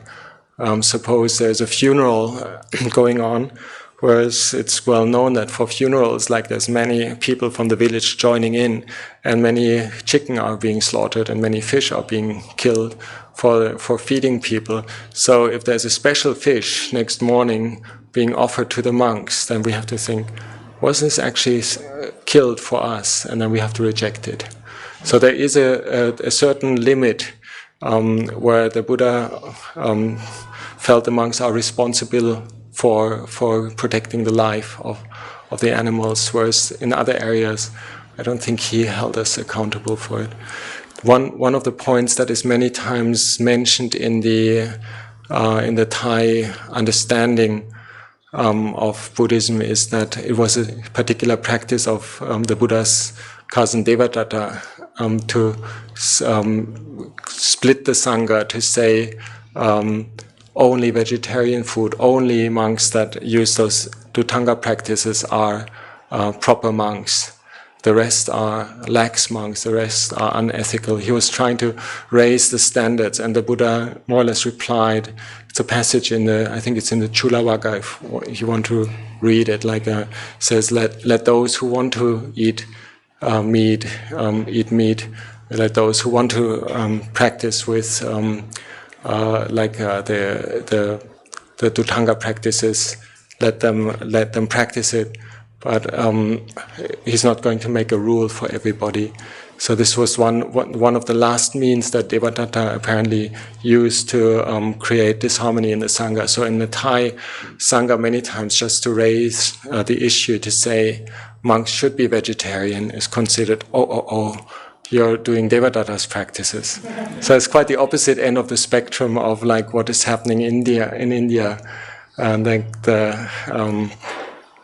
so I find it interesting to be here, and I'm of course personally, like so many of us, happy if there is vegetarian food for us, and you can be sure that it's done correctly. We don't have to suspect much. But like, just as a side note, I'm seeing the rice farmers in Ubon with their vegetable gardens, and even my beloved sister trying to get her salads across, and she can either use chemicals or she can take away the snails and transport them to the neighbor's garden, or possibly even kill them. Like when I was at my sister's, in honor, if she's listening, it's a common argument that we have. Your vegetarian salad has cost quite a few snails their life, or the cherries that we eat.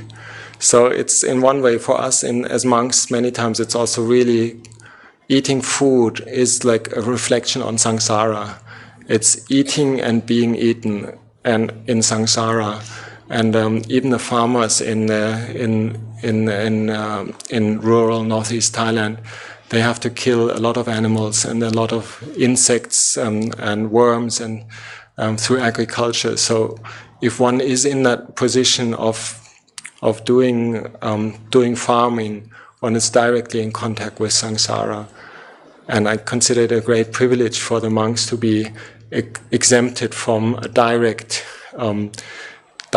link to the quite brutal way of getting nutrition for people, and whether it's with chemicals or with like slaughtering animals. And for us, like Luang Por Liem many times said, it is a real obligation. When we eat the food, we have to use it frugally and only mindfully to maintain our body. And the non-confrontational practice, not to criticize people for whatever compromise they do when they offer something to us out of faith. is also a very important feature for our Sangha to learn. Okay.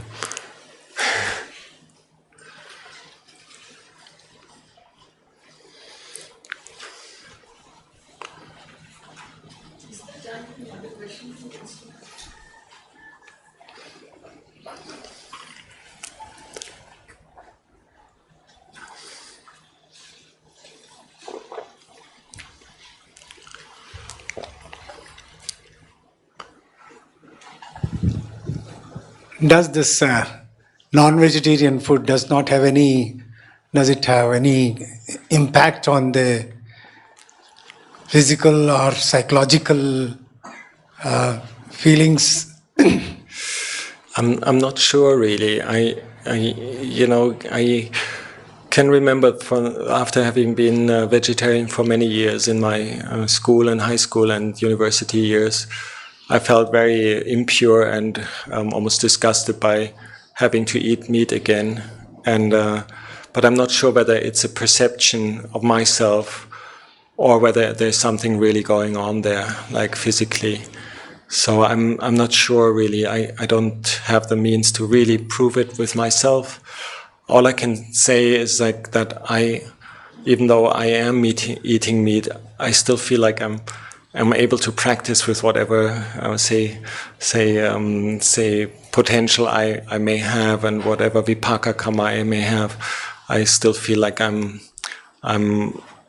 it's worthwhile trying to practice even on that level. Even like I believe if the Buddha had seen a psychological or physiological effect of meat on monks, he would have probably forbidden it. Because this is my faith in the Buddha and faith in the scriptures as we have them in the Pali transmission, that there's so many things that the Buddha actually warned the monks from, or like more or less like forbid them to do, and many things that are by worldly standards absolutely okay, for monks aren't okay, and the whole spectrum, for example, about sensuality, arts, music, literature, singing, dancing, and so forth, for monks are very much affecting the practice. So the Buddha more or less like said, don't do this. And so I believe something as subtle as the impact of the diet on the spiritual path or so. I think if the Buddha would have seen this as a major point, he most likely would have made a rule about it. It's my faith that the tradition allows it, so it must be negligible in one way, and that's a bit like how I feel. I can't say anymore. Like I know my initial reaction was, "Wow, this is pretty coarse," but in so many ways, it's sometimes our inner mental attitudes towards things. If one tries to see the bigger picture of samsara, food, always having a very intertwined role within samsara, within the brutal round of birth and birth and birth, then like gaining insight and gaining the motivation to use it only frugally and only in the right way is like maybe one of the insights coming from that.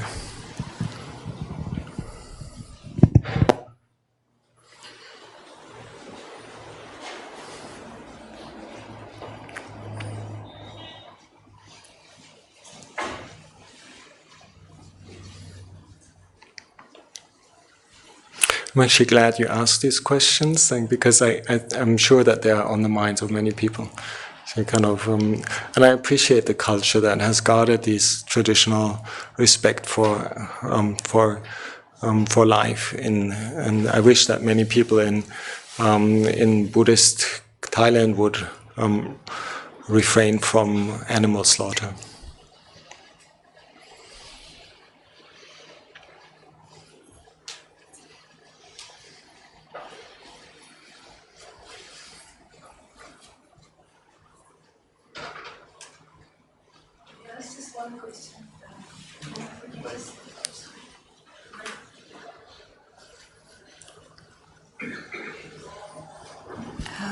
Could you just speak a few words on metta, please? Metta.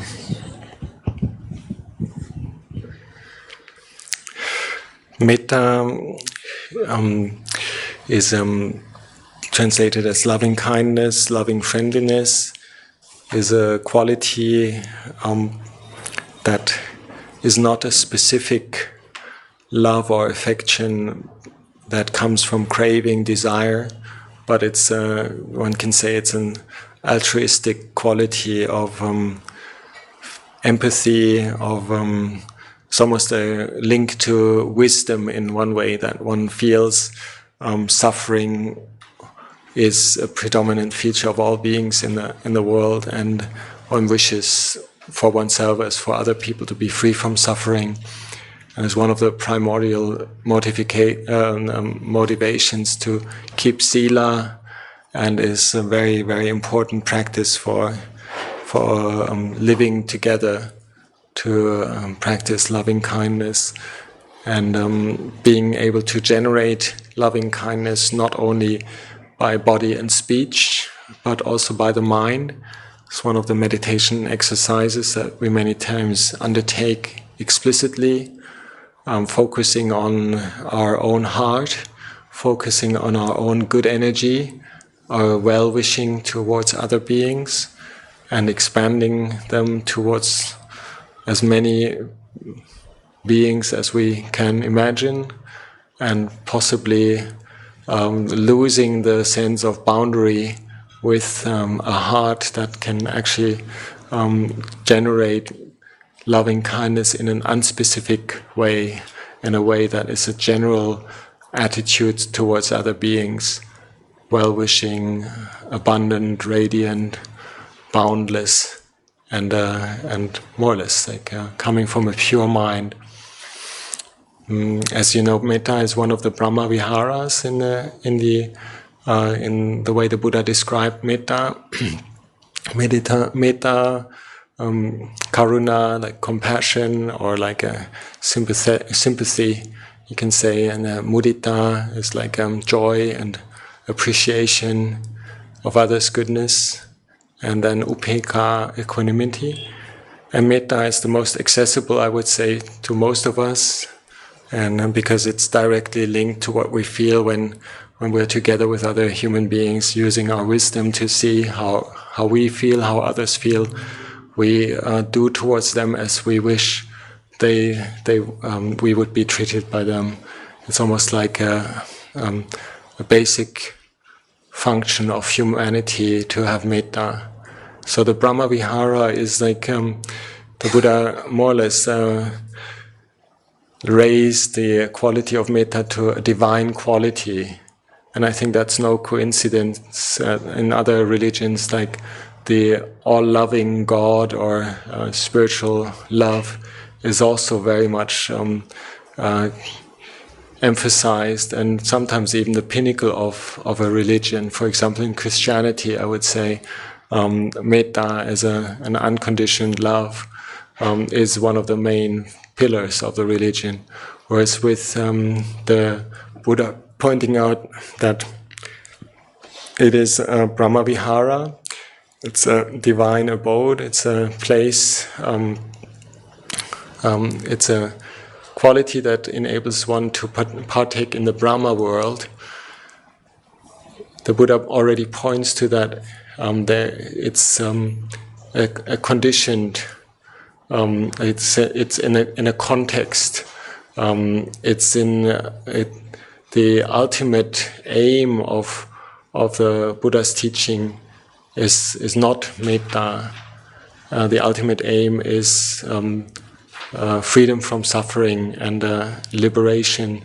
One can say amongst the four Brahma Viharas, metta, karuna, mudita are in a different level than upekkha. Upekkha is the Brahma Vihara that is closest to the ultimate aim of peace and freedom from both good and bad and anything that's conditioned. So in one way, say, Metta is a very important quality, and we practice Metta Bhavana because it's opening a lot of wholesome qualities, a lot of wholesome interactions.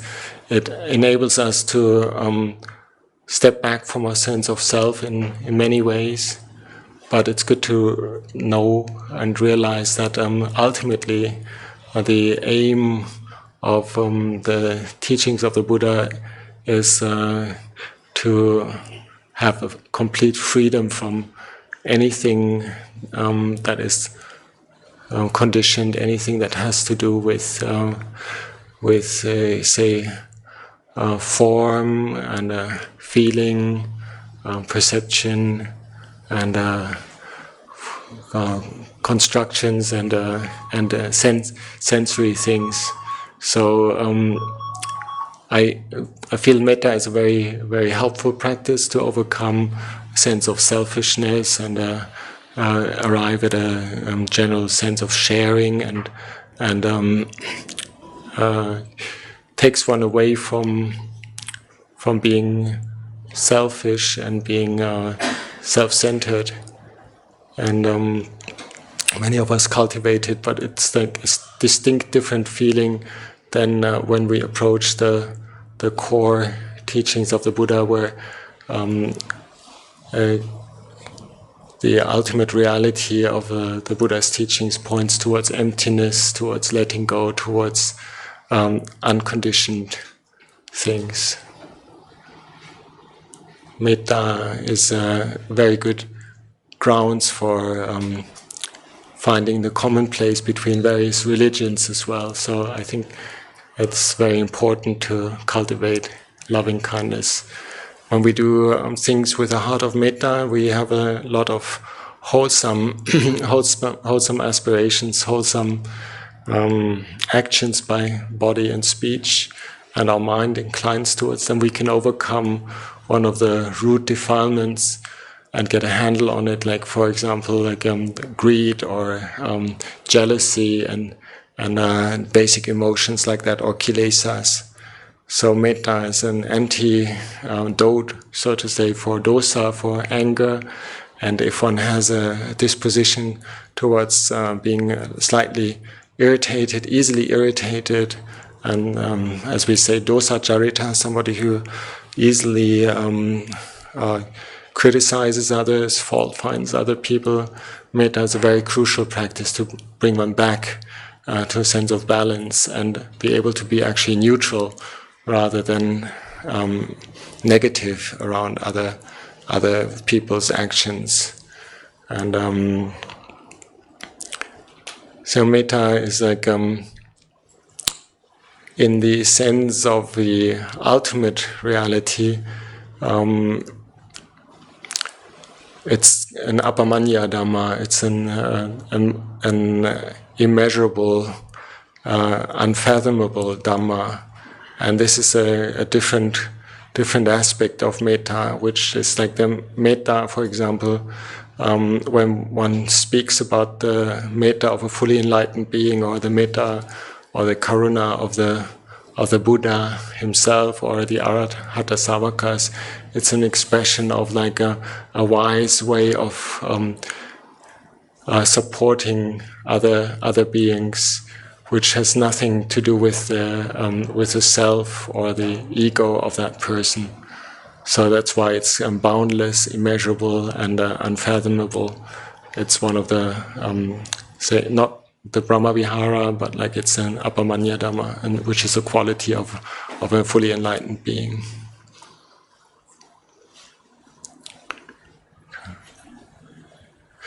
There's direct benefits for metta practice or daily life. It's very important to practice metta before one goes to sleep, for example, and one will sleep well, one will dream well, will be protected by the devas, and all kinds of fires, weapons, and so forth will not affect one. And if there's a residue of craving left, then one will be reborn in the Brahma realms if one were to die that night. So it's a very important practice, actually, to practice metta.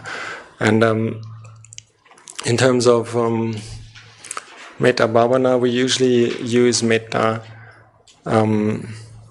try to make the transition from Metta for a specific situation, specific person, to feel Metta in one's own heart without any specific purpose, to take it away from the initial sensing of Metta as a quality which we can feel. For example, if we see a little child sitting, playing outside, and we find it very lovely, very innocent, very supportive of of good intentions on ourselves. We try to then dwell in these qualities in the heart rather than having it specifically only for that little kid or cute animal or so. Like we try to extract the feeling and experience just the feeling in our heart, and really try to imbue our whole body with a simple, pure love and affection and well-wishing. So there is already, like in the Metta Bhavana, when we have the specific need and the specific, trigger for feeling Metta, to then try to experience it in a pure form in one's own heart, and not have it specifically to anybody. And many times the reflection of this being a source of good energy that can radiate in all direction is something that, like, the Buddha actually mentions in one of the chants that we did the other day, the Metta Sahagatena chant, where one radiates loving kindness to the four directions above and below. And it's almost like you imagine yourself being a source of this energy which naturally spreads without any limitations in any direction. And this is a very powerful meditation that one can do, that can get one very, very far away from one's defilements, from greed, hatred, and delusion. So it's an important practice, and to more or less be able to focus and generate this energy, this positive energy in one's own heart.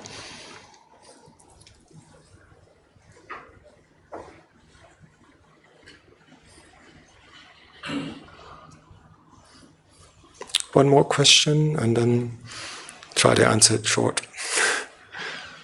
Or shall we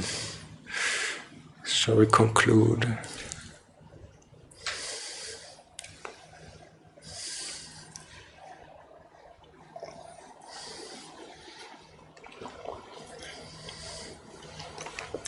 Can comment again on Metta. One time, a while ago, Luang Por Liem was asked for giving a guided Metta meditation, and one of the travels abroad with him, and he actually he didn't come up with a specific Metta Bhavana exercise.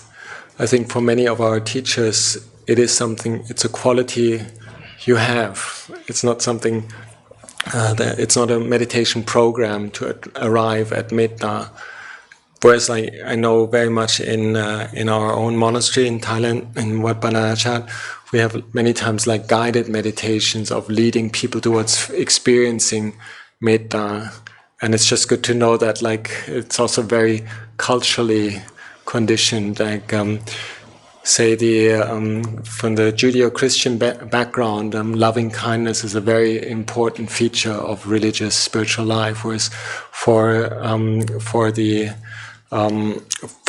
Asian Buddhist tradition, in many ways, I think the idea of letting go emptiness and everything is nature, no good, no bad, and everything is in a way already just the way it is a very overriding feeling of what religion is about, and the specific approach to cultivate goodness and metta in an explicit meditation exercise, I realize with many of our Thai forest teachers, is not existent as a practice. You either have metta and it comes out anyway, or then like you practice sila and practice punya, you practice charity, generosity as an ethical practice, for example.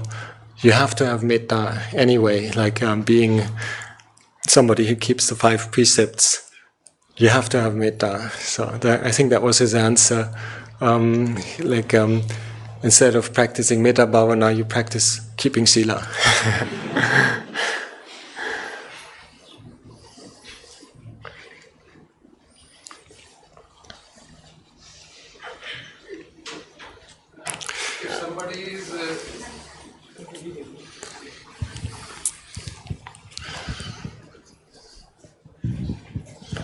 If somebody tells lie to help others or to save the life of others, so can we say it is a break of sila?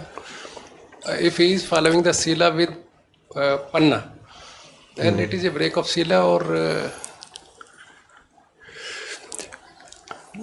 I think it is a break of sila, and whether it's useful and whether it's something that is the wise thing to do, or whether he can't avoid doing that in that moment is up to his personal, say, evaluation and way of reacting in that situation. And I think it's important to not allow oneself ahead of time to think it would be okay to lie in certain areas. Like many times we're just thinking too short. There is a way of being truthful and still using panya and making people, say, understand where one's coming from. But once one has corrupted one's sense of honesty, there's no way back to being credible. So it's one of the main virtues that I think we should never break, like to be telling a conscious lie. And in fact, like there's famous Dhammapada saying is like if one utters a conscious lie, there's no evil that this person would shy away from doing. And the famous Avada of the Lord Buddha to his son Rahula, like somebody who utters a conscious lie, his holy life is empty like the water dipper where the water is tossed out. So these are strong warnings by the Buddha that one should not compromise this particular precept. If one has violated the precept and makes amends and sees, then there's an insight arising from that, and there's certainly ways of saying there was causes and conditions from his amount of delusion, kilesas. We can't blame him for it. We can always excuse somebody else and say, this is understandable, this was maybe even a high motivation that you had, but like we cannot assume that it's okay to not speak the truth. It should never be on a list of compromises.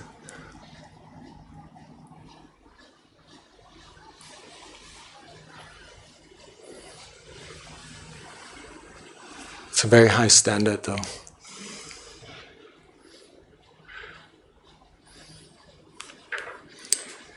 So now it is 3:30. We can invite him to come down to take the offerings. Like I think it was the time that you designated for people to bring offerings, wasn't it? We can invite him to come and receive. Yeah,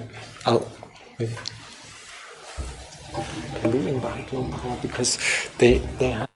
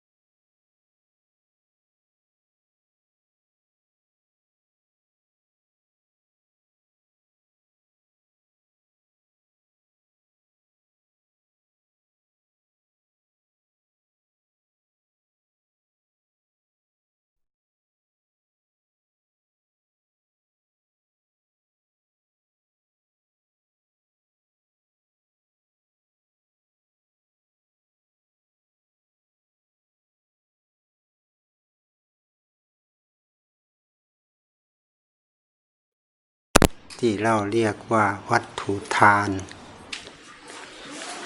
วัตถุทานที่นำมาถวายถือว่ามันเป็นส่วนหนึ่งของการนำมาเกี่ยวข้องกับการดูแลสุขภาพปัจจัยเครื่องอาศัย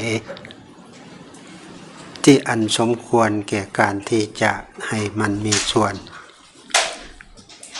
ปัจจัยเครื่องอาศัยเหล่านี้ถ้ามันมีส่วนเกินปกติแล้วถ้ามันมีส่วนนำมาใช้แล้วมันทำให้เกิดความรู้สึกไม่ดีก็ควรที่จะนำไปส่งเคราะห์อนุเคราะห์กับผู้ที่อยู่ในพื้นที่ไม่เอื้ออำนวยหรืออยู่ในวัยที่อยู่ในลักษณะเรียกว่าไม่พอกับการเป็นอยู่ถ้าเรามีส่วนมีน้ำใจอย่างนี้มันมีส่วนผูกพันซึ่งกันและกัน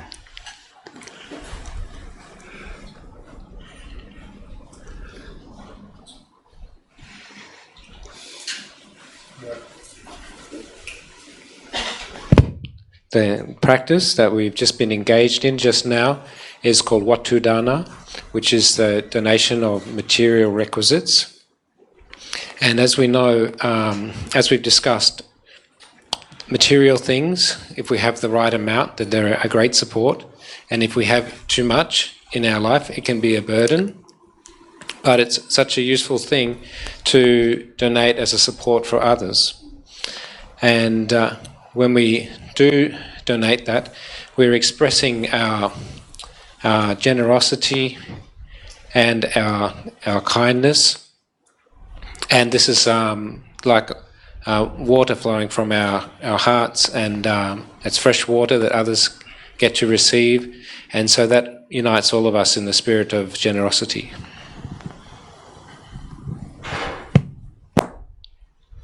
สมัยหลวงพ่อชาพระโพธิญาณเถรยังมีชีวิตอยู่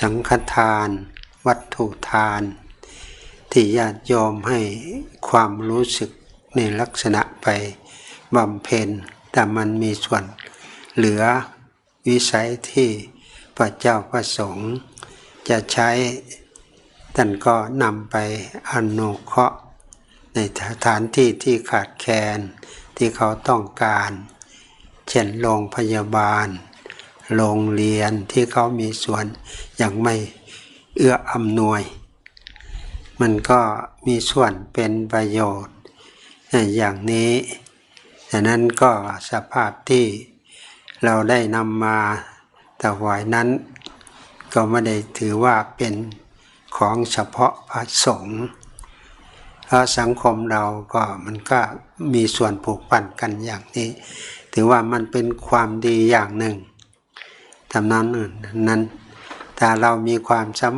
พันธ์กันในเรื่องอย่างพึ่งพาอาศัยอย่างนี้มันให้ความเอื้อเฟื้อต่อกันมีอะไรแล้วก็มีส่วนให้ข้อมูลกันได้แบ่งปันกันได้มันก็ทำให้เกิดความอบอุ่นและก็เกิดความรู้สึกเรียกว่าเป็นผู้ทรงไว้ซึ่งความดีอันนี้ก็คงจะที่ท่านอาจารย์บางองค์ที่เป็นลูกศิษย์ของหลวงปู่พระโพธิญาณเถรเช่นอาจารย์กัลยาโนที่แต่เป็นคนที่เกิดอยู่ที่อังกฤษแต่ท่านไปเป็นประธานอยู่ที่วัดป่าโพธิวันท่านก็ได้นำเอาวัตถุที่ว่าพระสงฆ์ไม่สามารถที่จะใช้ได้หมด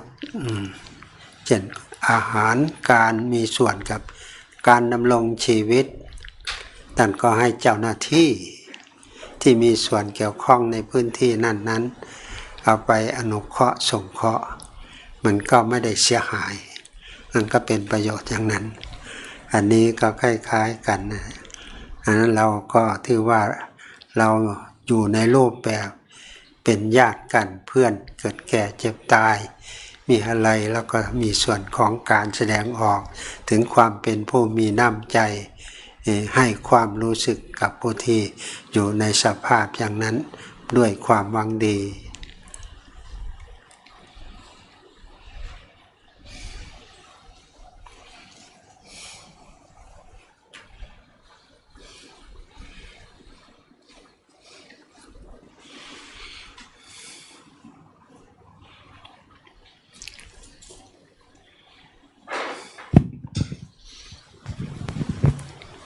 So back in the time of the Venerable Luang Por Cha, Pothiana Thera, original abbot of Wat Nong Pah Pong, when Sanghadana would be offered, Watudana would be offered, then just as in the current time that those requisites, material requisites, were used to support the Sangha.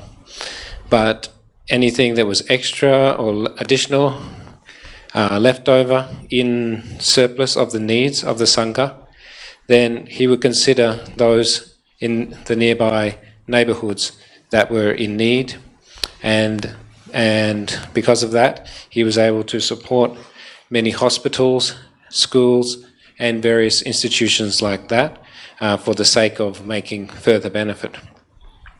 So in just the same way, these offerings today don't need to be considered entirely and only exclusively for the Sangha, but some of them will go on to be used, maybe go on to be used for further support for the wider community. It is a way of spreading kindness and understanding and acceptance into that wider community. And expressing, and it's a way of all the members of the Sangha and of this community as expressing themselves as having good wishes towards all beings, and in developing good qualities within themselves through those actions. So this is so generosity is a principle that extends out for the benefit of the community. One of Luang Por Cha's disciples, who was born in England and now is abbot of a monastery in Australia called Bodhiwana Monastery. His name is Venerable Ajahn Kaliano. He's also has a practice of supporting local charities. The Sangha receives offerings and they take what they need, and then with anything that's left, they look for ways to help the wider community through helping various charities and organizations for the sake of benefiting those who are poor and in need. So this is a way of taking this original expression of generosity and taking it for the wider benefit of generosity and expressing goodwill and compassion towards all beings. So therefore, as we are all relatives in life, in the world, and we have a sense of loving kindness towards each other, then this is just one further way of expressing our good wishes and goodwill towards other beings who may be in a difficult situation. นั้นการเสียสละก็ถือว่ามีส่วนกับการส่งเสริมด้านคุณความดีได้เกิดความสัมพันธ์ในการแสดงออกถือว่ามันเป็นส่วนหนึ่งของคุณของความเป็นผู้มีน้ำใจเราก็มีส่วนของการส่งเสริมส่วนประกอบเหล่านี้ให้เมื่อเรามีส่วนส่งเสริมส่วนประกอบเหล่านี้เราจิตใจของเราก็พลอยมีความรู้สึกมีภูมิเพราะเราได้ทำในสิ่งที่เป็นส่วนเป็นประโยชน์ก็ถือเป็นความดีอันนั้นในการบำเพ็ญบุญก็ถือหลักอันนี้เป็นหลักจะเรียกว่าทานามัยความดีเกิดขึ้นจากการมีน้ำใจศีลไมยความดีเกิดขึ้นจากการงดการเว้น ในทางที่เป็นไปในทางให้เกิดความรู้สึกไม่เหมาะไม่ควรและก็เรื่องของภาวนาใหม่เป็นการปรับปรุงความรู้สึกที่เรามีส่วนด้อยส่วนบกพร่องให้กับเข้ามามีส่วนเป็นส่วนที่ให้เกิดความสงบสุขก็อาศัยการบำเพ็ญบุญเหล่านี้ท่านจึงเรียกว่าเป็นส่วนหรือเป็นที่เกิดของบุญพระพุทธเจ้าก็มักจะนำมาแนะนำแต่ท่านก็ให้ข้อมูลในรูปแบบว่าเพื่อเป็นการเรียกว่าทำความสะอาดซักฟอกมันเกิดความรู้สึกหลายวันก็ไม่ถือว่าได้มีส่วนให้ข้อมูลซึ่งกันและกันเพื่อเราจะได้เกิดความสัมพันธ์ในทางที่ถูกต้องอันเป็นส่วนหนึ่งของคุณความดีของมนุษย์กับผมเลือดตมาก็ขออนุโมทนาในเจตนาบารมีที่พวกเราได้ให้ความสำคัญในการมีส่วนส่งเสริมด้านคุณอันยิ่งของความเป็นมนุษย์ก็แล้วก็ขอให้คุณความดีบารมีทั้งหลายเหล่านี้จงมามีส่วนเป็นตัมบะเดชะคุ้มครองตลอดถึงคุณที่เราให้ความเคารพคือพระอริรัตนตรัยขอคุณความดีทั้งหลายเหล่านี้จงมาอภิบาลปกป้องคุ้มครองให้เราทั้งหลายมีความรู้สึกมีความเจริญมีสุขภาพร่างกายที่เข้มแข็งแข็งแรงปราศจากโรคภัยและมีจิตใจที่อบอ้อมอารีเป็นที่มาของอริยสมัยนำให้เกิดสันติสุขวิมุตติธรรมทุกทั่วหน้าทุกท่านทุกคนเถิด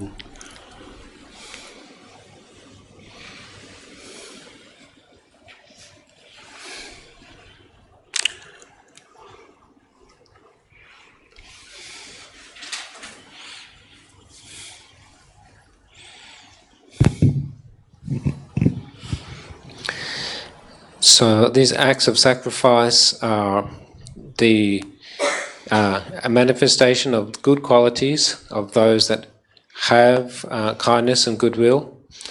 And so when we support these qualities, then we add to them, we increase them, and within our hearts, and we feel happiness because it's goodness which we are developing, and it's a kind of merit or punya, which is called Dhanamaya punya, and that's goodness that comes from having kindness and goodwill and expressing that through actions and generosity.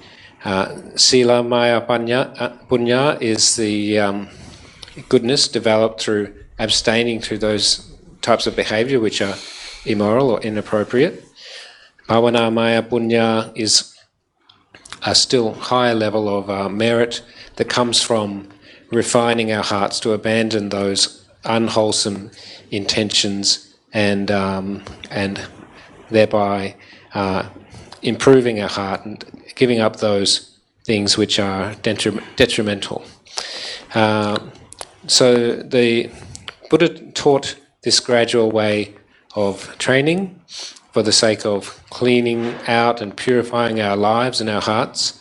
And he had a gradual teaching which he called the Anupubhikatha, which begins with generosity, and that's called the Danagatha, teaching on generosity. And for the sake of leading beings through to more and more refined levels of goodness, that would be followed with the Sila Gatha, abstaining from wrongdoing.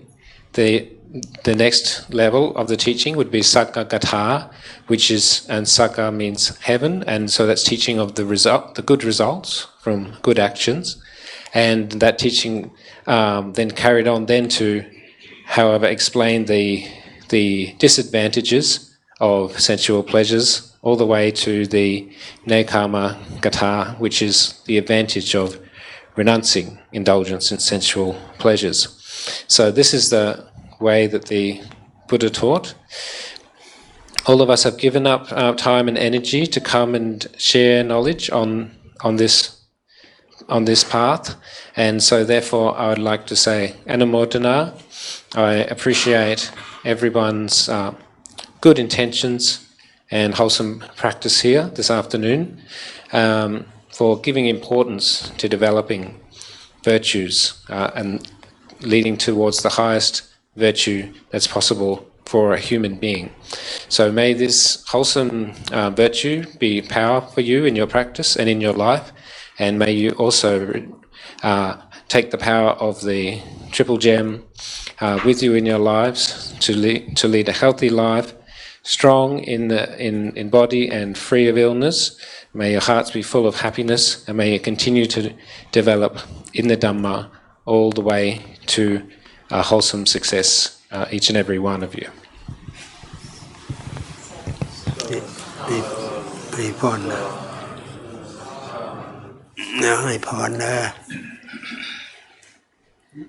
สัพพะโลกวินิโมตโตสัพพสันตปวันจิตโตสัพพเวรมติกันโตเนพุตโตจตุวะภวัสสะพิติโยวิวัตสันตุสัพพะโลกวินาศตุมาเตภวัตวันตรายโยสุขิขายุโกภวะอภิวาทนาเลสเนจังวุฒาปัจจายโนจัตตาโลธรรมวัฏฐานติอายุวันโนสุขัง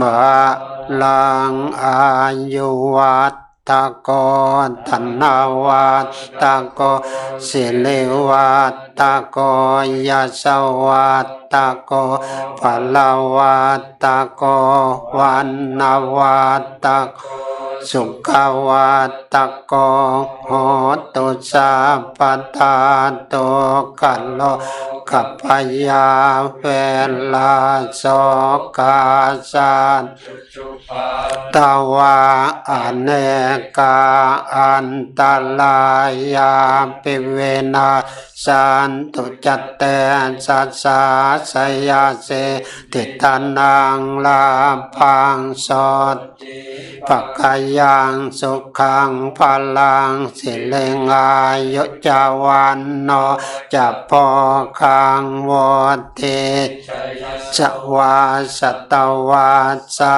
จะอายุจะเจวาสิทธิภวัตตุเตภวัตุสัมปมังคลังตุสัพพเทวตาสัพพพุทธานุภาเวนัสตาโสติภวัตตุเตภวัตุสัมปมังตรากันตุสัพพเทวตาสัพพธรรมานุภาเวนัสตาโสติภวัตตุเตภวัตุสัมปมังคลังตรากันตุสัพพเทวตาสัพพสังฆานุภาเวนัสตาโสติภวันตุเต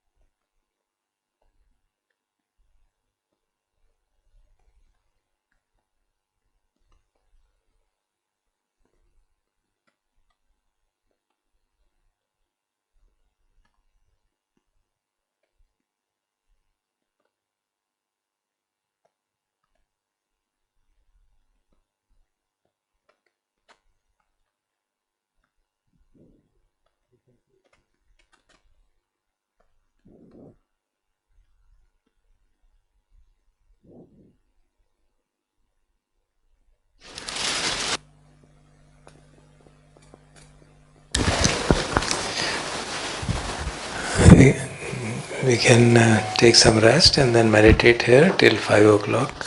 5 से 6 फिर चाय होगी और 6 के बाद फिर आज का अंतिम सत्र होगा.